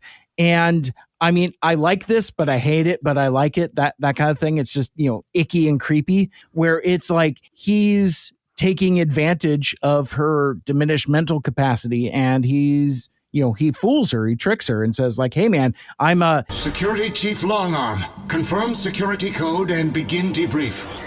And this, there's a part of this that I still, having watched this episode a couple times, I don't quite understand, because like he's like, "Hey RC, do you got the codes?" And she's like, "Yes, I have the codes." Cool, that's all I need to know. Yanks all the wires. And the imagery here is particularly upsetting because it's just like a marionette cutting the strings. It's like, I mean, it's all the wires, but literally it's just like puppet strings, and she just like crumbles like a broken toy. It's interesting, slightly disturbing imagery, but like the thing I didn't quite understand both times through watching is, why doesn't he just ask her for the codes? There's maybe there's an aspect of how the codes work that I'm not understanding. Yeah, because I had kind of a different take on it. I may need to revisit too, because my takeaway was that he learned that now the last imprint is Ratchet, and so actually doesn't need RC anymore. So maybe I got missed something there, but that was I have that in my notes. That's how I took away from it. It was like, oh, you're kind of worthless to me. Like we're jumping through all these hoops of your security measures, coded in your mainframe. But one other person's got it. Cool, you're done. Oh, okay, got it. But again, not saying that that's correct. I guess that was just my read on it. Or maybe that was my brain kind of filling in the gaps here of why. Could be. Well, and it gets really weird here a little bit where when the trap is sprung and you have like the, who's going to get imprinted type of thing.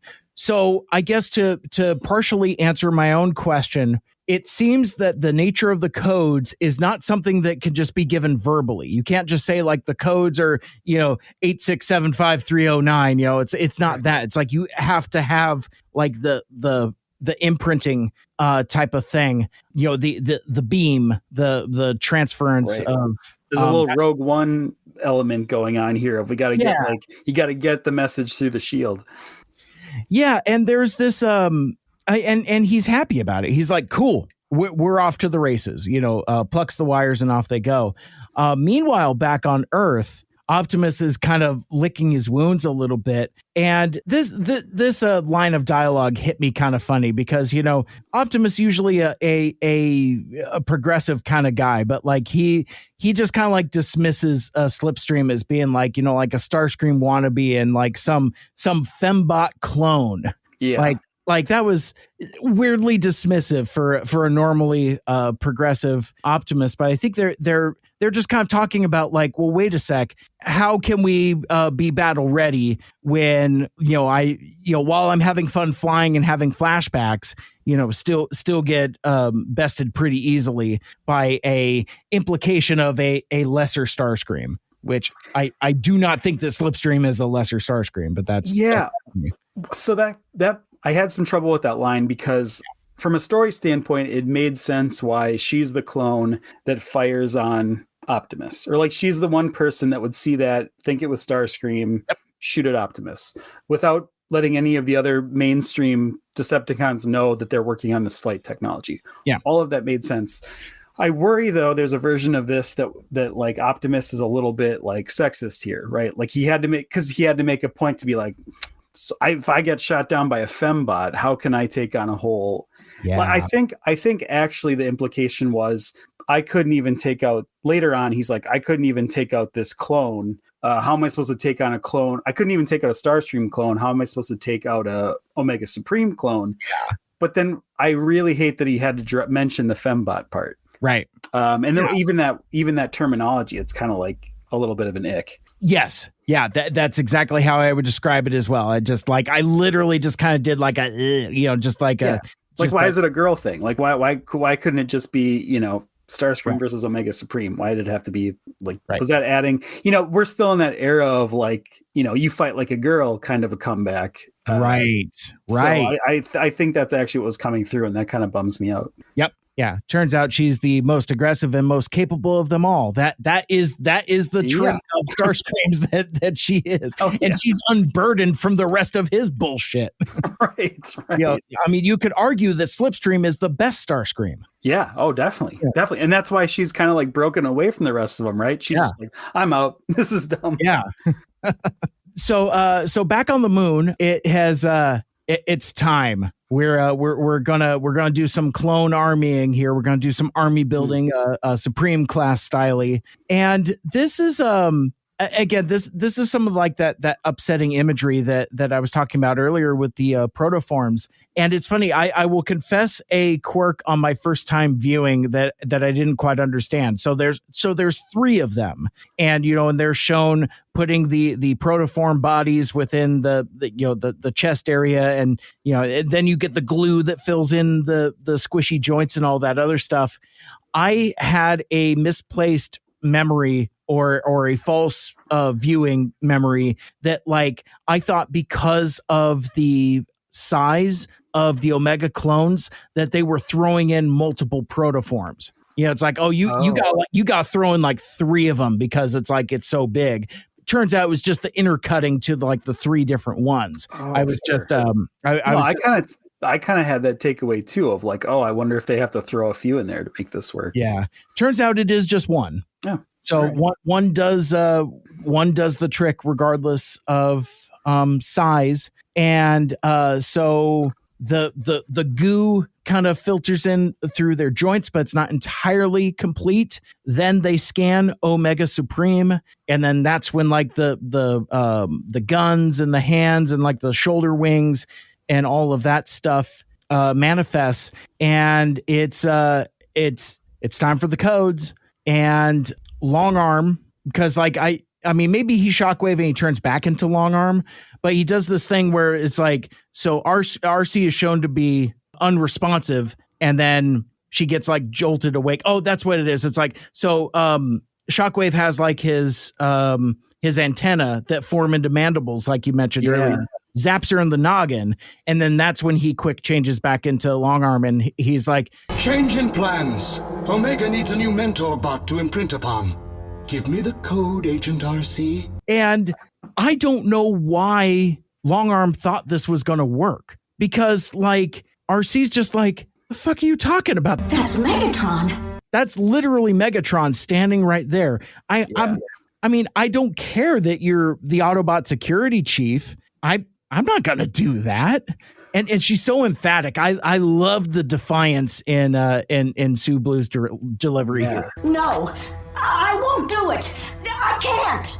Well, this is the hole in this whole plan they have, because, and this is why I think it was so, they made such a point to talk about her being a school teacher and hearing some of those repetitive phrases, because in embedding her with this messaging of Decepticons are so bad and making that like her core of her teaching, they can't even like brainwash her anymore, right? Because that's your kick, right? If we're talking like Inception, right? Like that's your kick. That's when you wake up. That's when you're like, hold up, that's Megatron. Like I know I've been brain dead for centuries, but hey, that's Megatron. We're not doing this. Yeah, I mean, it would be one thing if it was, an unremarkable Decepticon goon. Like let's say it's Lugnut or Starscream or any of those other Team Char knuckleheads that she might not know, but the fact that it's literally Megatron, it's like, oh, that's Hitler.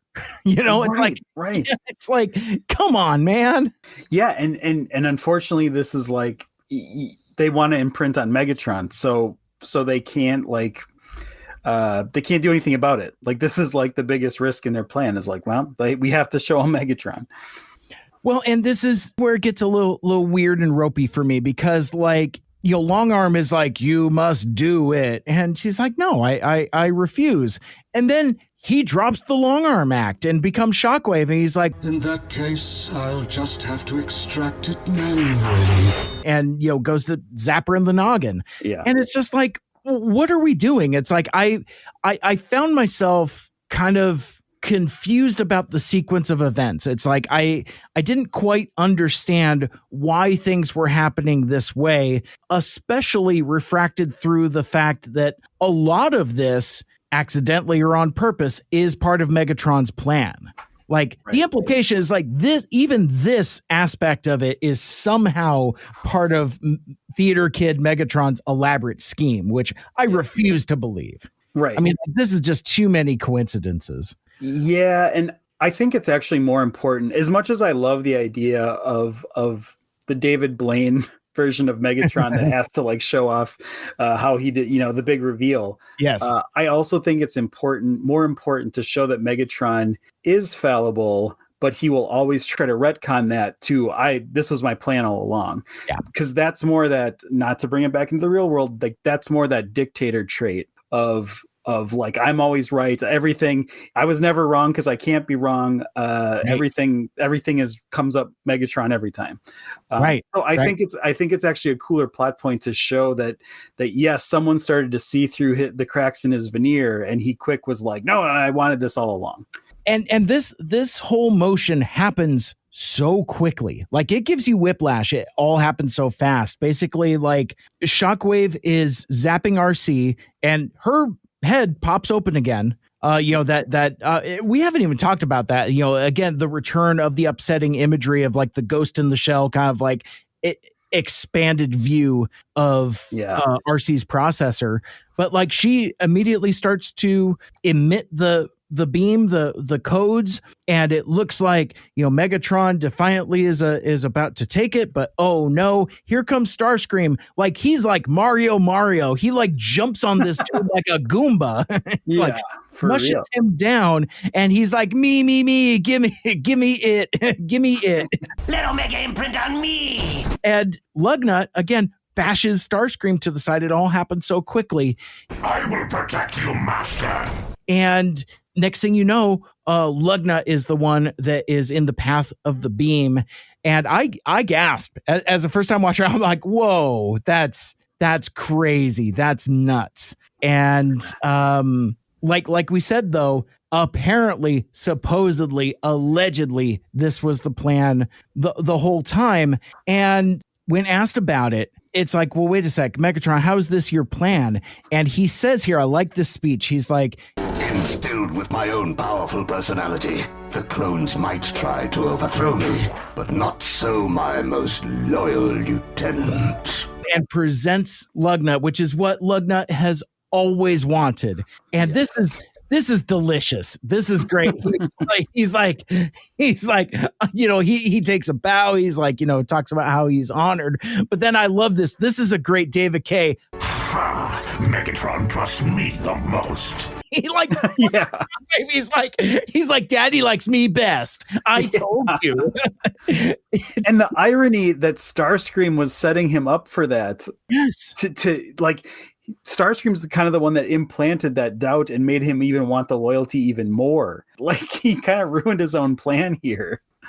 Yeah, well, and this is nuts, because like, so you could argue that as part of his plan, Megatron, Starscream aside, Megatron also kind of fed the beast and fed the fire of this shock nut feud, this lug wave feud.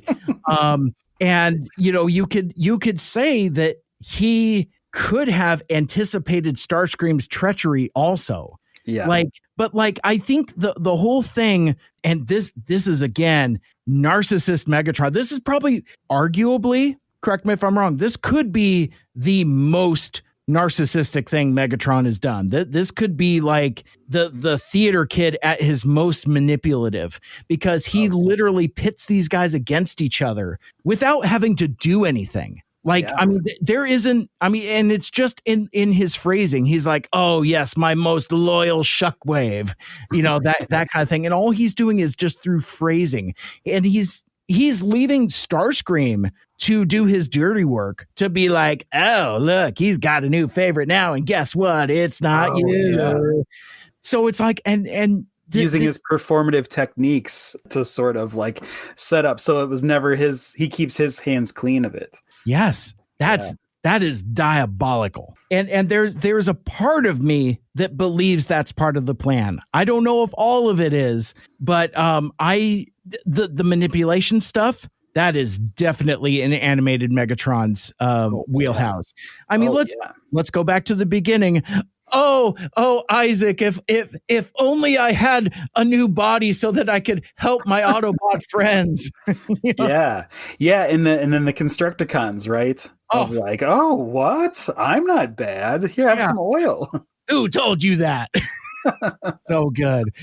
Yeah, this man, one of my favorite Megatrons. Oh, it's like sure. I really like this guy. I really, really like this guy because like he's nasty, he's vicious, he's calculated, he's cunning, but he's also extra. And I like that he's so extra, and it's fun. He's got time for some flourish, right? If he sees a juicy moment, he's going to take it, no matter how rushed he is. Right, exactly. But you get kind of a culmination of the Starscream Megatron feud. And basically like, okay, cool. So we got these clones. You've got the codes imprinted on Lugnut. Starscream's like, now what are you going to do, you prick? Because I got the fragment. Yeah. And, Megatron, literally what you were just saying, Michael Andrews, where it's like, if there's a thick cut slice of juicy steak,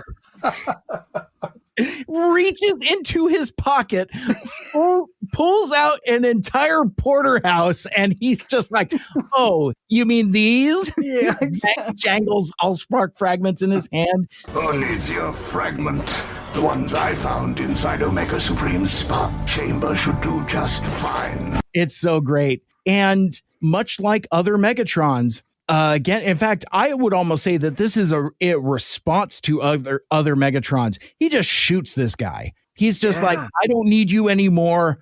Be gone. Just like, I am done with you. I don't need you anymore. Great. Yeah. That spoilers, that is not the end of Starscream, though. No, because the truth is much worse. We'll get to that. That. But yeah, what a cool moment of like, it's very like gangster movie. Like, I don't need you anymore. You have no value anymore.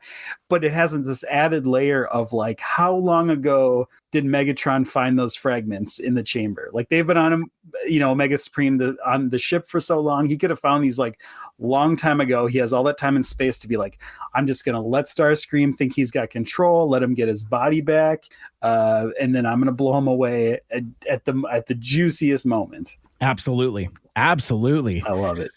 So we cut back to Earth. Where back at the plant, Optimus is getting fixed up by Ratchet, and it's been a while, but Ratchet is like, dude, you got to use the hammer. You got to use the hammer, and this is just before the flashback here. Optimus is looking at the hammer and he's being contemplative, and I've mentioned this before, but like, I like that the optics, the eyes on the Transformers in animated have pupils, because you could do some fun side-eye stuff. So like, you could see where Optimus is just side-eyeing the hammer, just sitting on the table there. But like this exchange with Prowl, and there's always like a little bit of bile that kind of gurgles up in my throat a little bit when I say this, because like, Optimus says, "Oh well, that's not in my programming. I can't use the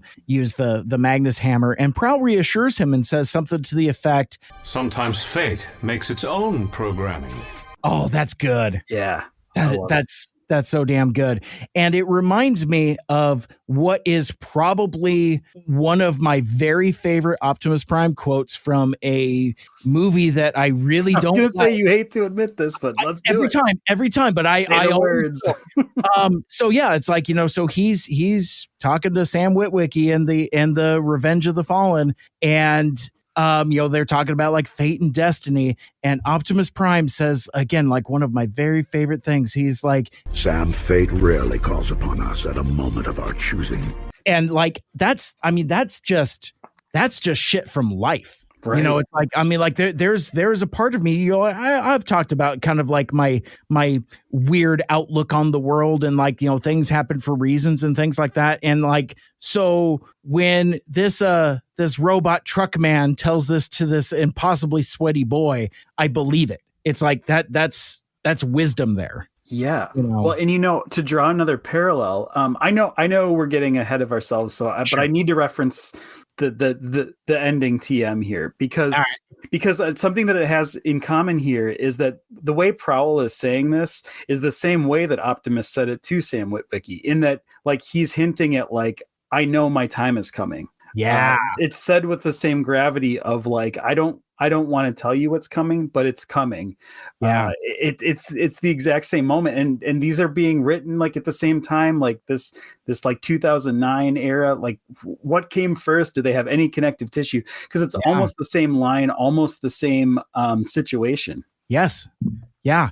Well, and that's a new dynamic that I hadn't considered. I didn't give credence that Prowl might know. You know what I mean? It's like I hadn't even considered that until now, but like I can hear that. I'll gladly co-sign that. Well, and I would argue that Prowl almost would know more than movie Optimus that this time was coming because of this connection to processor over matter and this mystical thing he's going through. Yeah. Like that actually makes more sense than Optimus knowing his time was coming in Revenge of the Fallen. Oh, are you saying this animated cartoon that was made with care and love and consideration? Okay, damn it. I mean, found a way to throw it back at me. I mean, it's like I didn't make you step on the rake. I just set it in front of you. Wang!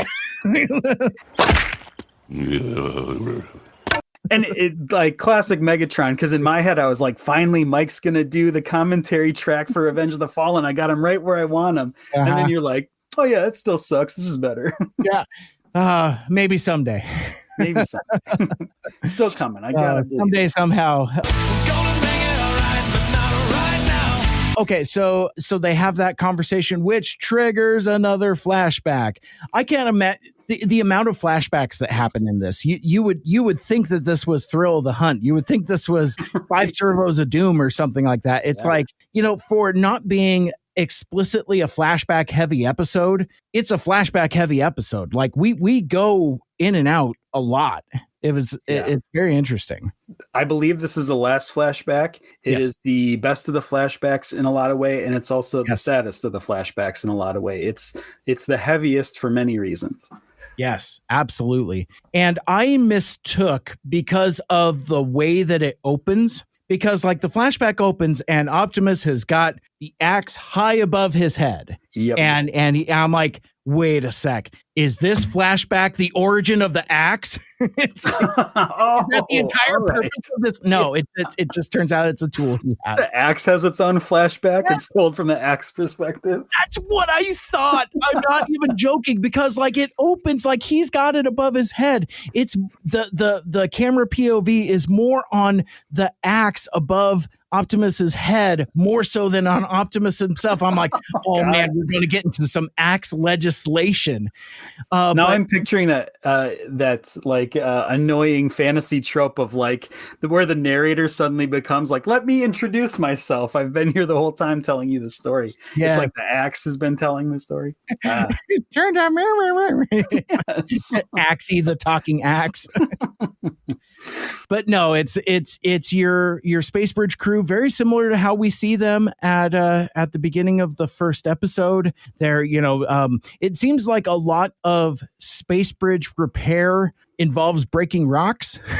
Yeah. Weirdly enough. Yeah. You got the right people for that, for sure. That is for sure. But like, so you have some stumbling and bumbling, and you got like Ratchet like stacking energon cubes, and turns out these are bombs. And but he's almost like he's like playing with them. Like I didn't realize that he was like setting charges, because like he's like building them like in like a pyramid and stuff. Yeah, it was more like he was on his lunch break or something. Yes. And just could you imagine that? Like you're on your lunch break and you just stack dynamite just for funsies. It's like, how high can I get this Jenga tower of dynamite sticks? Oh no, one fell over. Whoops. But yeah, this is as you're alluding to, this is heavy, because like we find out where Prowl has been this whole time. He has been on this rock for depending upon who you believe. Like if you believe Prowl when he says 1,000,000 stellar cycles trying to commune with the Allspark, and all I have to show for it is a massive processor ache. Or at the very least, I mean, he could be exaggerating, but he could also not be as well. It's like that's just the interpretation of the audience there. I would actually something I love. That's something that like in the newer Star Wars, when you start being like, here's the prequels and here's exactly how much time has passed, it kind of loses its sort of fairy tale allure. This show still has a lot of like, this could have been forever ago, this could have been last week. I like that it's still a mystery. Yeah, how many hours of podcast time is like me shoulder shrugging up and down? How much time has passed? So regardless, a significant amount of time has passed. Whether it's been a million stellar cycles or not is irrelevant. Point being is that Prowl has been here the entire time in solitude, in meditation, trying to commune with the Allspark. Yeah. Wow. This is your character arc here. We're seeing you not care about the time, how much time has passed anymore. Yeah. You've grown by the end of this podcast. It's true. It's true. There is growth. But yeah, so and it's so funny too, like this whole thing where you got the tag team of Bumblebee and Bulkhead, and they're just like, it's like, dude, is this guy dead? This is a hilarious bit. You guys want to see a dead body? Oh man, it's like, you touch him. No, you touch him. And then Bumblebee, this little fucking shit, he's just like, you think I won't? Watch me. I think they've realized, maybe because they're hearing the humming or whatever, but like, they realize he's not indeed dead. It's like he is online in some way. But yeah, Bumblebee just to be a stinker, he's like, oh yeah, I'm gonna stick my finger in his ear. Let's like see how this goes. And this is note perfect Prowl here. Snatches Bumblebee by the hand. Do you mind? Flips him for real. I'm trying to meditate. And I like this response from Bulkhead here. He's like, don't worry. We'll just work around you. Go back to your yoga meditation, mysticism, whatever. We're going to go back over here and break rocks. We'll just kind of try to do it a little more quietly. Yeah. Yeah. I will stand by this. The funniest line of dialogue in the history of dialogue is in any movie when someone goes, pretend I'm not here. It's the ultimate joke. Pretend I'm not here is obnoxious. It's impossible. Yeah. The very act that they're saying it makes it impossible. Like that, I think, is the funniest line. So this struck me as really humorous. It's great. And what an incredible bookend payoff to his earlier comment to Jazz when they're like, why didn't you finish your training? These two. Yep, because they broke into his cave right there and ruined it. It's that little moment that they didn't even need, but like it literally ties back to that earlier dialogue. Yeah. And it's interesting going all the way back to that discussion at the beginning where he's obviously incredibly annoyed. And Prowl has no chill about this at a time where now in the present day, he's gotten used to it. It's like, this, and oh my gosh, it's the exact same setup. He's meditating and those two burst in the door. Like it's that exact same moment over again. Wow. It's like poetry. It rhymes. Yeah, beautiful. Amazing. Yeah, this whole sequence rocks because, first of all, it's like, stumbly fingers Ratchet off from his lunch break. Drops, one of the Energon cubes comes loose. Fire in the hole! Blows up Prowl's ship. The three of them narrowly escape. And this sequence is really cool. I really got the goosebumps from this interaction between Optimus and Prowl because Prowl is pissed off, rightfully so. It's like these knuckleheads have not only ruined his meditation, but now they've destroyed his ship and he's stranded. He's so mad. Now how am I supposed to get off this spark-forsaken rock? And at this point, as he's lashing out, does this precision blow on this boulder, and it just the top just slides off. Very cool visual there. But Optimus is like, he's like, well, we can transport you once we're finished in this sector. It shouldn't be long, 50 or 60 stellar cycles tops. If you give us a hand, more hands make less work. And Prowl is just, he's not having any of it. He's just like, you want me to work with my hands? You expect me to be a common maintenance bot? It's like, you want me to break rocks? You want me to get dirt under my fingernails? Disgusting. You guys are gross. And Optimus, like I will always sing David Kaye's praises because like the voice delivery is so gentle and inviting and reassuring, but he's just like, that's my best offer. Take it or leave it. Like it's such a great line delivery there. But he's a good boss. He knows how to talk to his people. Very much so. It's like, it's not, I know it's not great. This sucks, but it's the best I could do for you. But like this rant from Prowl here, I think maybe this is where he punches the boulder, but like, he's lamenting that he failed to protect the protoforms, and he gets in Optimus's face and he's like, first I failed to protect the protoforms, and now this. Do you have any idea what it's like to embark on a path only to find it so completely twisted and turned that you have no idea where you are? And Optimus, he just rests a hand on his shoulder, again, reassuring. He's like, you know what? Oddly enough, I do. Couldn't have done it with any better like subtlety. No. Delivery and Prowl.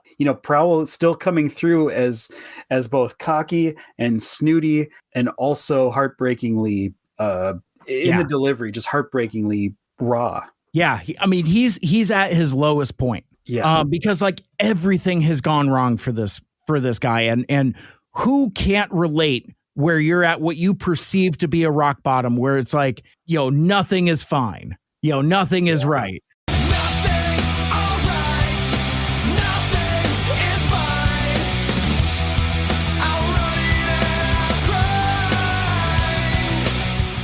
It's like it's really hard, and I guess I'm grateful that Optimus was there for Prowl to be able to relate, because like he doesn't know Prowl's story, but he listens to him, he empathizes, and he knows he's been there as well. It's like, wow, this is a guy that's gone through some shit.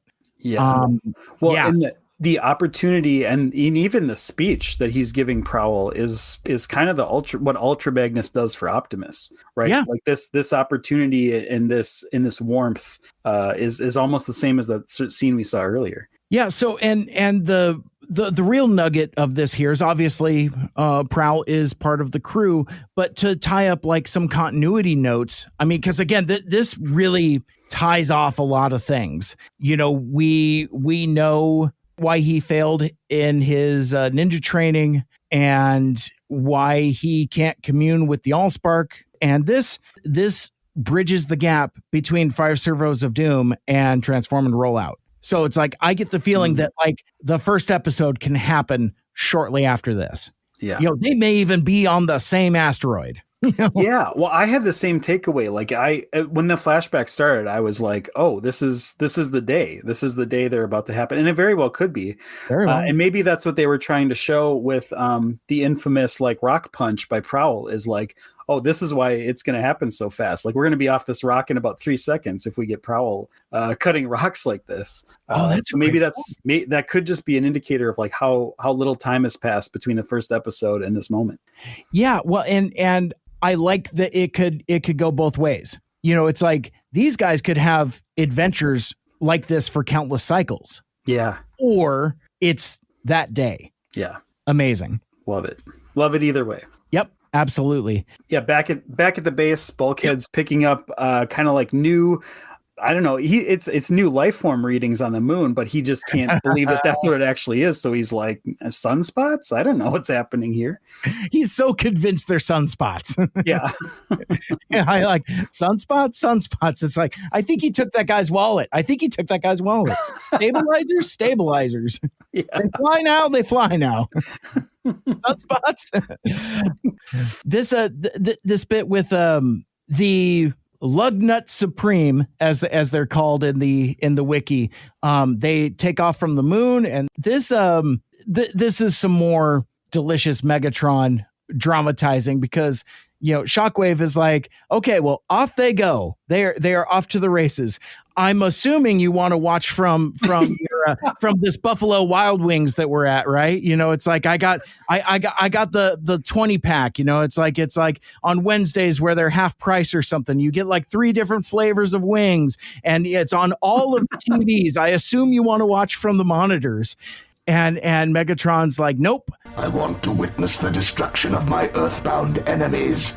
Up close and personal. I'm sick of these Autobots. I'm sick of this planet. I'm sick of their dumb retro future city. I am gonna do it myself. He's like Thanos with the Infinity Gauntlet after, ironically enough, Age of Ultron. He's like, fine, I'll do it myself. It's like, no, he wants to be there because he now has a disproportionate resentment for the Earthbound Autobots. Yeah. He specifically says the destruction of my earthbound enemies up close and personal. Oh God, he's having fun. He's having a time with this. Yeah. It's like, you don't got to put that much sauce on there. My God. The reason why this is happening is that this is a test run. They want to test the clones to make sure that they're effective, presumably before an all-out assault on Cybertron. Because, like, you know, you've seen what 1 Omega Supreme can do.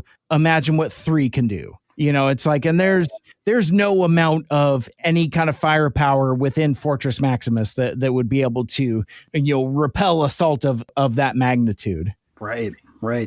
Yeah, and those ain't sunspots, Bulkhead. No. The next thing we see is they're headed toward Earth. This great sort of like invasion style movie, like the tripods coming to Earth kind of a thing. Very cool. And it's so wicked how fast it is too, because like you're the camera is on the clones, and you go from space to burning up in the atmosphere to being in lower atmosphere. And it's just like, and it just happens so fast. Very, very cool visual stuff. And Optimus grabs the hammer, and it's like, okay, well, it's hammer time.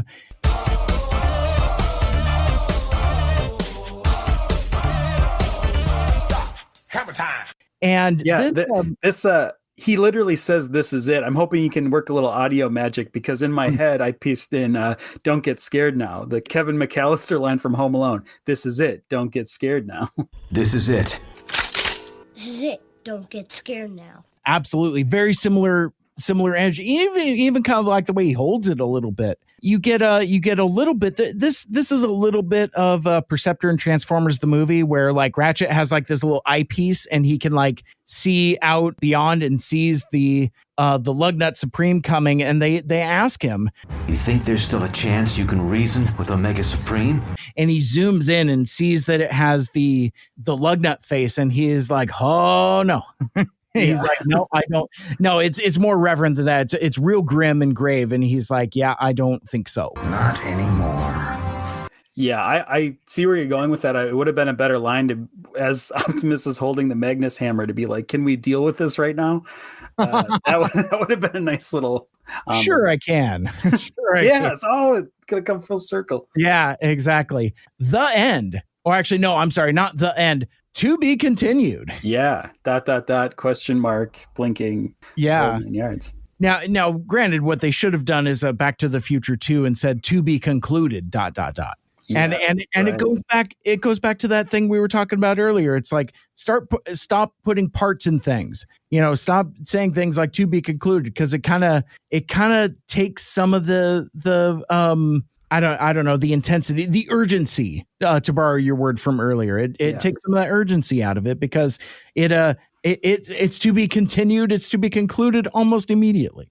Right. Because how great would it be to kind of play on that? Like, if you think you know what's coming, and it's like, holy shit, there's a whole nother going to be a whole nother movie. That whole countdown of like, you can see how many pages are left in the chapter book. You can see how many minutes are left on the film. Like.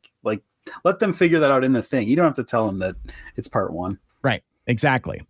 So yeah, to be continued. And that, my friends, that is the end of the episode. That is the end of the beginning of the end. That is Endgame part 1. Wow.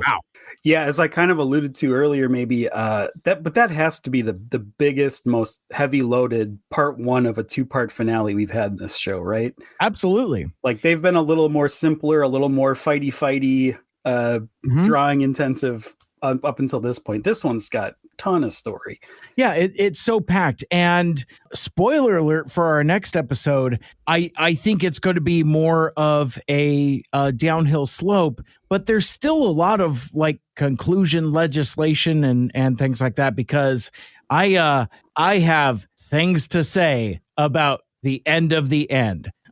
So I will have to, we will have to litigate that on a different day. But before we get out of here for now, got a couple more segments to round out this extra double bonus sized episode. Enjoy your commute. You're welcome. You should just be reaching your destination about now. Right about now, the funk soul brother. Right about now, about now, about now, about now. Yeah, it's like you've passed over multiple mountain ranges, have crossed several state lines, and thanks for making us part of your day and for hanging out with us. We greatly appreciate it. But with that, let's take a look at Mike's G1 score. And this one, as a reminder, a component of my scoring rubric on the G1 schedule, the G1 score, more accurately. Usually the lower the score is, the more it's a mark that this episode can only exist as a TFA episode. But this one is full of some goodies. As such, my score is a 5.8. I give a 5.8 for the Endgame Part 1. Oh, nice. And a couple particular things I wanted to call out. Obviously, the God Bomber armor. That's obviously a very G1. The callback to Starscream's ghost. And I'll even give a half a point to David Kaye as Iron Man. Now, ironically enough, that's not a G1 thing, but I think that's a fun little callback, call forward type of thing that can go into the score. But I also want to award points for something like I said over my shoulder in passing, but like the whole perspective of the Lugnut Supremes. The dark clones of Omega Supreme reminds me of a very specific G1 episode from season 3 called Forever is a Long Time Coming. Are you familiar with this episode, Michael Andrews? No, not by name. It's a time travel episode where basically like the Quintessons try to alter the history of Cybertron. Like it's kind of like a Terminator type of thing where like the Quintessons have like this thing. It's like if we can cross off Alpha Trion before he has the opportunity to interact with Orion Pax and make him Optimus Prime, and maybe then we can quell this this robot revolution, because like the Quintessons know the entire history of the Cybertronian race and how, for reminders, because every episode is somebody's first episode in the G1 cartoon, the Quintessons are the creators of the Transformers. They built them as as servants, for like military hardware and consumer goods. And that's kind of how you get the earliest inclinations of what would become the Autobots and Decepticons. And they kind of split off and evolve. But anyway, the Quintessons, tired of being foiled by these kooky Autobots time and time again, they come up with the time travel scheme. And it's like, well, if we tamp down this robot revolution, maybe we'll be okay. And part of it is that we've seen Guardian robots, kind of like the blue and gray Omega Supremes. This episode introduces the concept of Dark Guardians, which are basically also Omega clones, but they're more purple and gray. So, evil Omega Supreme, that's an easy one. So I award almost all of my points just for the imagery there. The colors aren't exactly the same, but the concept is pretty darn close. And that's a fun episode, by the way. Like, I think, Michael Andrews, we've talked a lot about like G1 and how sometimes it comes across as quaint, maybe underwritten. You've on your discovery, you've discovered that it's kind of like not as much A is for apple, B is for boy type of thing. There is a little more complication to it, but season 3 is where shit really gets cooking, and it's, I think, underrepresented and underloved in the fandom, because basically the concept of the Transformers from 1984 through 1986 is more or less like the brand and the storytelling and the concepts are evolving and growing with the audience. And I think that that's why the G1er culture is so strong and why it's so intertwined, because like we grew with these characters, and the characters and concepts grew with us, and the sophistication of the storytelling grew as well. I mean, we could maybe talk about this in the next episode, but I could make a case for TFA doing some of that. Like I feel like it kind of grows with the audience, is, so if I'm watching Transform and Roll Out ! And I'm 7, and by the time I get to Endgame Part 2, I'm 9. There is a little bit of growth there. Not all that dissimilar to like Transformers the movie. It's like I'm 5 in 1984 and I'm 7 by the time I'm 7 going on 8 watching Transformers the movie. So it's like, I've spent this time with these characters and have grown with them. That's neither here nor there. But what I'm saying though is, don't sleep on season 3, because there are some fantastic sci-fi episodes. It becomes less about robots in disguise and it's more spacefaring adventure. Like it is very much Transformers as Star Trek. That kind of thing. Like aliens of the week, weird planets of the week, that kind of stuff. I think folks. Yeah, and thanks in no small part to the 86 movie, right? Because that time jump and the space jump, I wonder if that kind of forced their hand to write something a little more mature and to leave all the tropes of Earth in the 80s behind. Yeah, I mean we're a long ways away from Power Plant of the Week. Yeah, we're not so much concerned about Jimmy Carter's energy crisis. That kind of stuff. It's like that stuff has left the cultural lexicon, and it's freeing to do all of these other concepts. And there's a lot of depth. Like you will grow to understand Rodimus Prime a lot better. Like he gets a lot of meat on the bone. Ultra Magnus as well. There's a lot of really cool character moments. So I don't know if I've advocated for it as much, because it is largely forgotten. Like for the most part, in fact, people think that like everything after the 86 movie is somehow considered G2. Like I've heard that being thrown around. Like that. It's like that's not what G2 is, friends. Season 3 is not Generation 2. But anyway, like, the fandom, I think, across the entire spectrum is stuck on 1984 to 1985. Like, I saw some numbskull on Twitter posting like, oh man, don't you miss when Optimus Prime was just that guy's name? And it wasn't like a designation of leadership, or it wasn't a rank or anything like that. And it's like, and that's from someone who I would consider to be on the younger side of the fandom, some dipshit YouTuber. But anyway, my point being is like, there are folks beyond people who look like me saying like, yeah, man, 1984 to 1985 is all I want. Oh, and wow. Like that's nuts. Like I don't even want that. It's like I would like to see more like 1986 and beyond type of stuff. Like that. That's why I'm kind of digging Void Rivals, because it's a lot of like season 3 flavored stuff. It's like, you got like Hot Rod and Springer, and they're like, having these adventures with the titular Void Rivals, and you got like Quintessons and Skuxoid, and all these just like, again, season 3 flavored weirdos. That is that's really neat. And I think I would like to see some more concepts like that explored. That's a very long way of saying, like, Forever is a Long Time Coming is a really great episode, and I think if folks have not seen it and you want to see some Dark Guardians, that would be a cool another bit of homework for folks to check out. Yeah, that's really cool. I mean, I guess I wonder if that helped you kind of.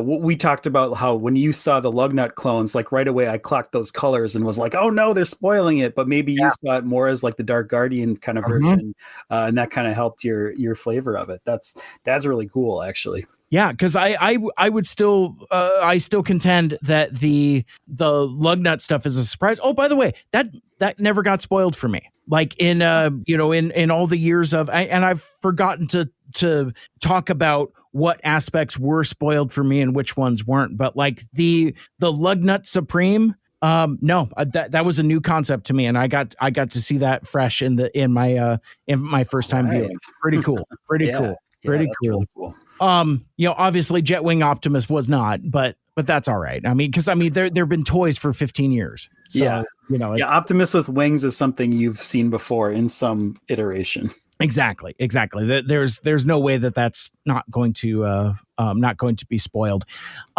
So we got a couple more segments real quick. I would like to briefly dip into the mailbag. Mail time. Mail time. Mail time. Mail time. Mail time. The mail's here. Here's the mail that never fails. It makes me want to wag my tail. When it comes, I want a whale. Mail! Mailbag has been expanding and getting full lately, but I got a couple choice cuts I would like to share with us here. This comes to us via email from Chris N. Subject line, love the podcast, and here's a nice photo! ! I will share the photo with Michael Andrews first, and then I will read the text that goes with it. In the photo, you could see a lineup of different Bumblebee action figures. I think at least one of them is the Activator's Bumblebee. The other one is the current Legacy. Actually, let me see if we could go left to right. Yeah. I think that one on the far left is probably like a legend scale one that comes in like a 2-pack or something like that. Probably comes with like, I lose track of which box sets had legend scale figures in them. See also Michael Andrews' lamented Rescue Ratchet, which had 2 legend scale figures in there. The less said about that, the better. Yeah. But anyway, I think there's a Bumblebee that like comes with a Shockwave, I think, or something like that. So I think that's what that guy is. Then you have Activator's Bumblebee, which I have, Legacy Bumblebee, which I have, and Deluxe Bumblebee from the original animated line, and then finally the Legacy Optimus there. I like the little sliding scale of size classes there, and all of this sitting on top of a copy of the complete Allspark Almanac as written by Jim Sorensen and Bill Forster. Chris writes, you're looking at some of my toy collection and what I believe to be the very last complete Allspark Almanac purchased for manufacturer's suggested retail value from the Mike Seibert Radio podcast value. Oh yeah, that's great. That's great. Actually, that's kind of funny because that's I haven't divorced those terms in so long. I kind of forgot about that. Yeah, MSRP, Mike Seibert Radio podcast.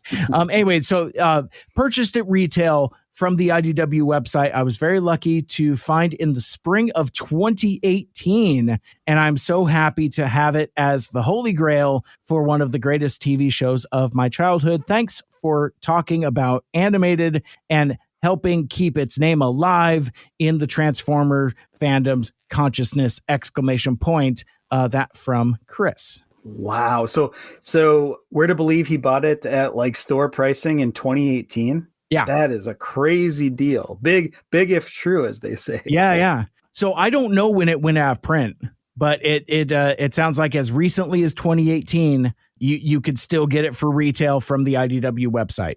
And crazy. As you said, huge if true.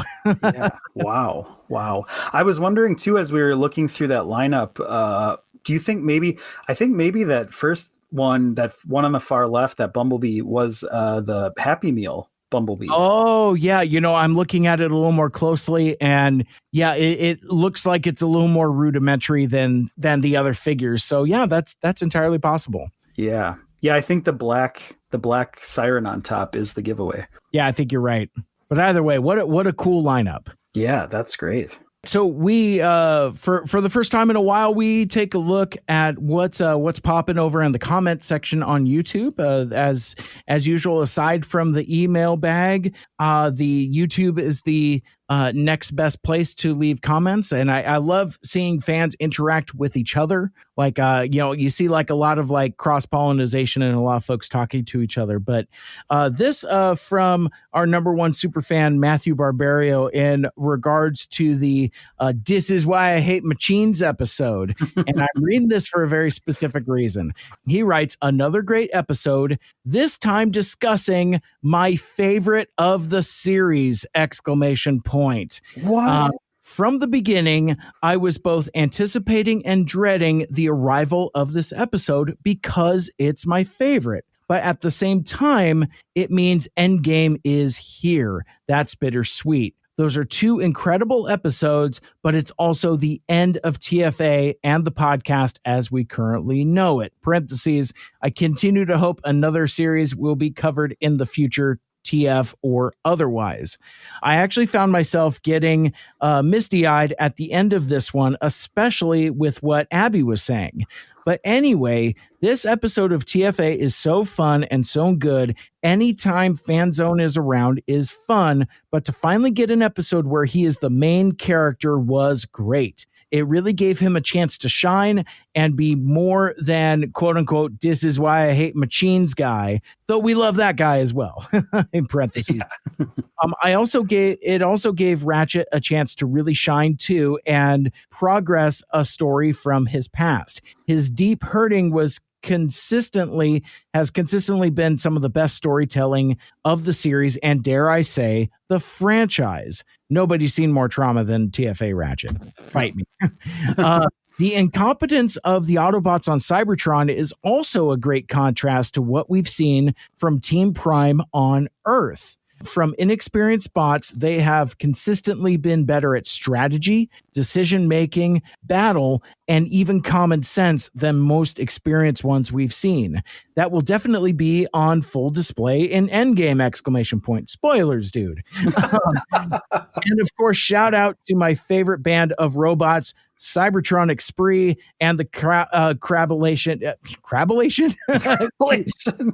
Oh no, the collaboration between Rumble and Word Burglar. I'm not usually a fan of that kind of music. Word Burglar does, but that song is pretty fun, and the Spree always rocks. Can't wait for the extremely bittersweet coverage of Endgame, exclamation point. Well, you're halfway through it, my friend. You made it. Yeah. That from Matthew Barbero. This is why I hate machines. Favorite episode. Well, okay, couple things here. One, Matthew Barbario, sorry we stole your favorite episode out from under you. I don't think I realized that. Maybe we should have had him on the couch for that one. He never asked. I'm shocked. Yeah, I mean, Abby asked for it. And I mean, as we litigated on the show, it's like, she gave me a list of like 5 episodes, like, Decepticon Air, Predacons Rising, and I forget the other ones, but it was like there was a couple, and this was like early enough where it's like, hey man, you're calling it early enough. Let's just get it done. Yeah, and I didn't know that until he left this comment also. Yeah, unfortunately. I think even Maddie B would agree that Abby gave just heartfelt responses to this. I am continually amazed with the depth she brings to this show and the thoughts. Kind of like how she said about us. I kind of had the same thoughts about her of like, I can't believe someone else is thinking this deeply about this show. I thought we were the only ones. So that's really cool. But yeah, great insights from Abby. I just want to give a shout out there. Yeah. As far as Maddie B's being his favorite episode, this totally tracks because Maddie B, big fan of Batman and the Batman animated series. Yes. And I think that episode's, of all Transformers animated, that's got to be the most like Batman the animated series. Detective, the noir stuff, running down perps. I mean, this is the Dark Knight himself. Yeah. Absolutely. Good stuff. Well, Matthew, thanks for being our friend, and always appreciate you commenting on the episodes, even if we don't get the opportunity to read them in every episode. As you can see on the runtime of the podcast you are listening to right now, there's a lot. So hopefully, as we get to the end of this journey, folks feel like they're getting their money's worth. Yes, we read them all, but yeah, the episodes have been so loaded in season 3. Oof. Exactly. So with that being said, I will have some more feedback for our next episode, and I will share with you some insight, a in-depth conversation I had with my good buddy Anthony Bercali, TFU.info, talking about Predacons Rising. We'll save that for the next episode. But before we get out of here for the second to the last time in this iteration, I'm going to peacefully and patriotically move to the other side of the room and turn down the lights. I don't even know where that came from. It's been 4 hours, dude. I'm getting real rummy here, because especially at an episode that is specifically not about the Times TM. But no, I'm gonna turn down the light. We're gonna set the mood a little bit. Get your coffee cups ready. Get your bongos ready, because it is time for Ichabod Drift's favorite segment of the show, the Michael Andrews Preview Haiku, a preview of our next episode. Yeah, here we go. As clones fall to Earth, a bot of thunder rises. The mics say goodbye. Question mark? I had to make sure you heard the question mark. It's very important. I heard the question mark. It's there. Well, we did it. It's fun times. Yeah. I hope we did it justice. I hope we're doing good here. It's bittersweet. I'm trying to stay, professional about it, but sure. We're here. We're at the end of the end, as you call it. Yeah, exactly. We're about to begin the end of the end. There it is. Want to be a part of the show? Send us an email to mikes2furious@gmail.com. You can also comment on episodes on Spotify and on YouTube. Follow us on Blue Sky individually at Mike Seibert Radio and at Michael Andrews, respectively, and follow the podcast on Twitter, Facebook, and Instagram at 2Mikes2Furious.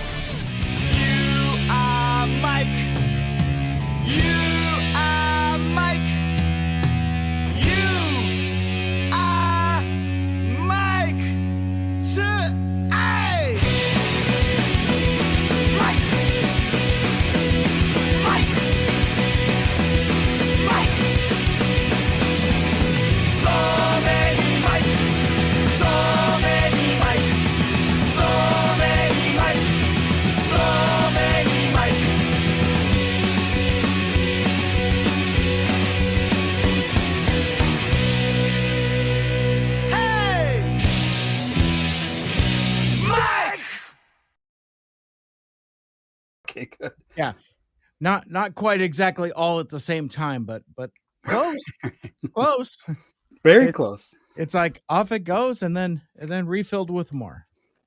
As it's a Limp Bizkit. I don't know. There's that song where it's drinking while you're taking a piss. My friend something like that. Yeah. It was. Oh no, it was. I think it was Exhibit as part of a Limp Bizkit song.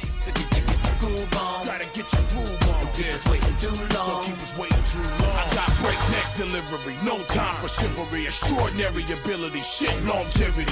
Dig deep in your soul and find yourself, cause mind control can turn y'all to someone else. So fast your head up, probably spin the fuck right off. Me and Fred about to go half on Microsoft. Did live burning 20%. The little half-ass direct hits ain't even making a dent. What an event, all hell exhibiting lit. As we attempt to bring home the championship, it's all in the wrist. I still lead the league in assists. Give me the fifth, I'm drinking while I'm taking a piss. Oh Jesus! that old mashup that everyone can imagine. Yeah. Good times. All right. Well, that I think we're about ready to go. Yeah. Oh, yeah.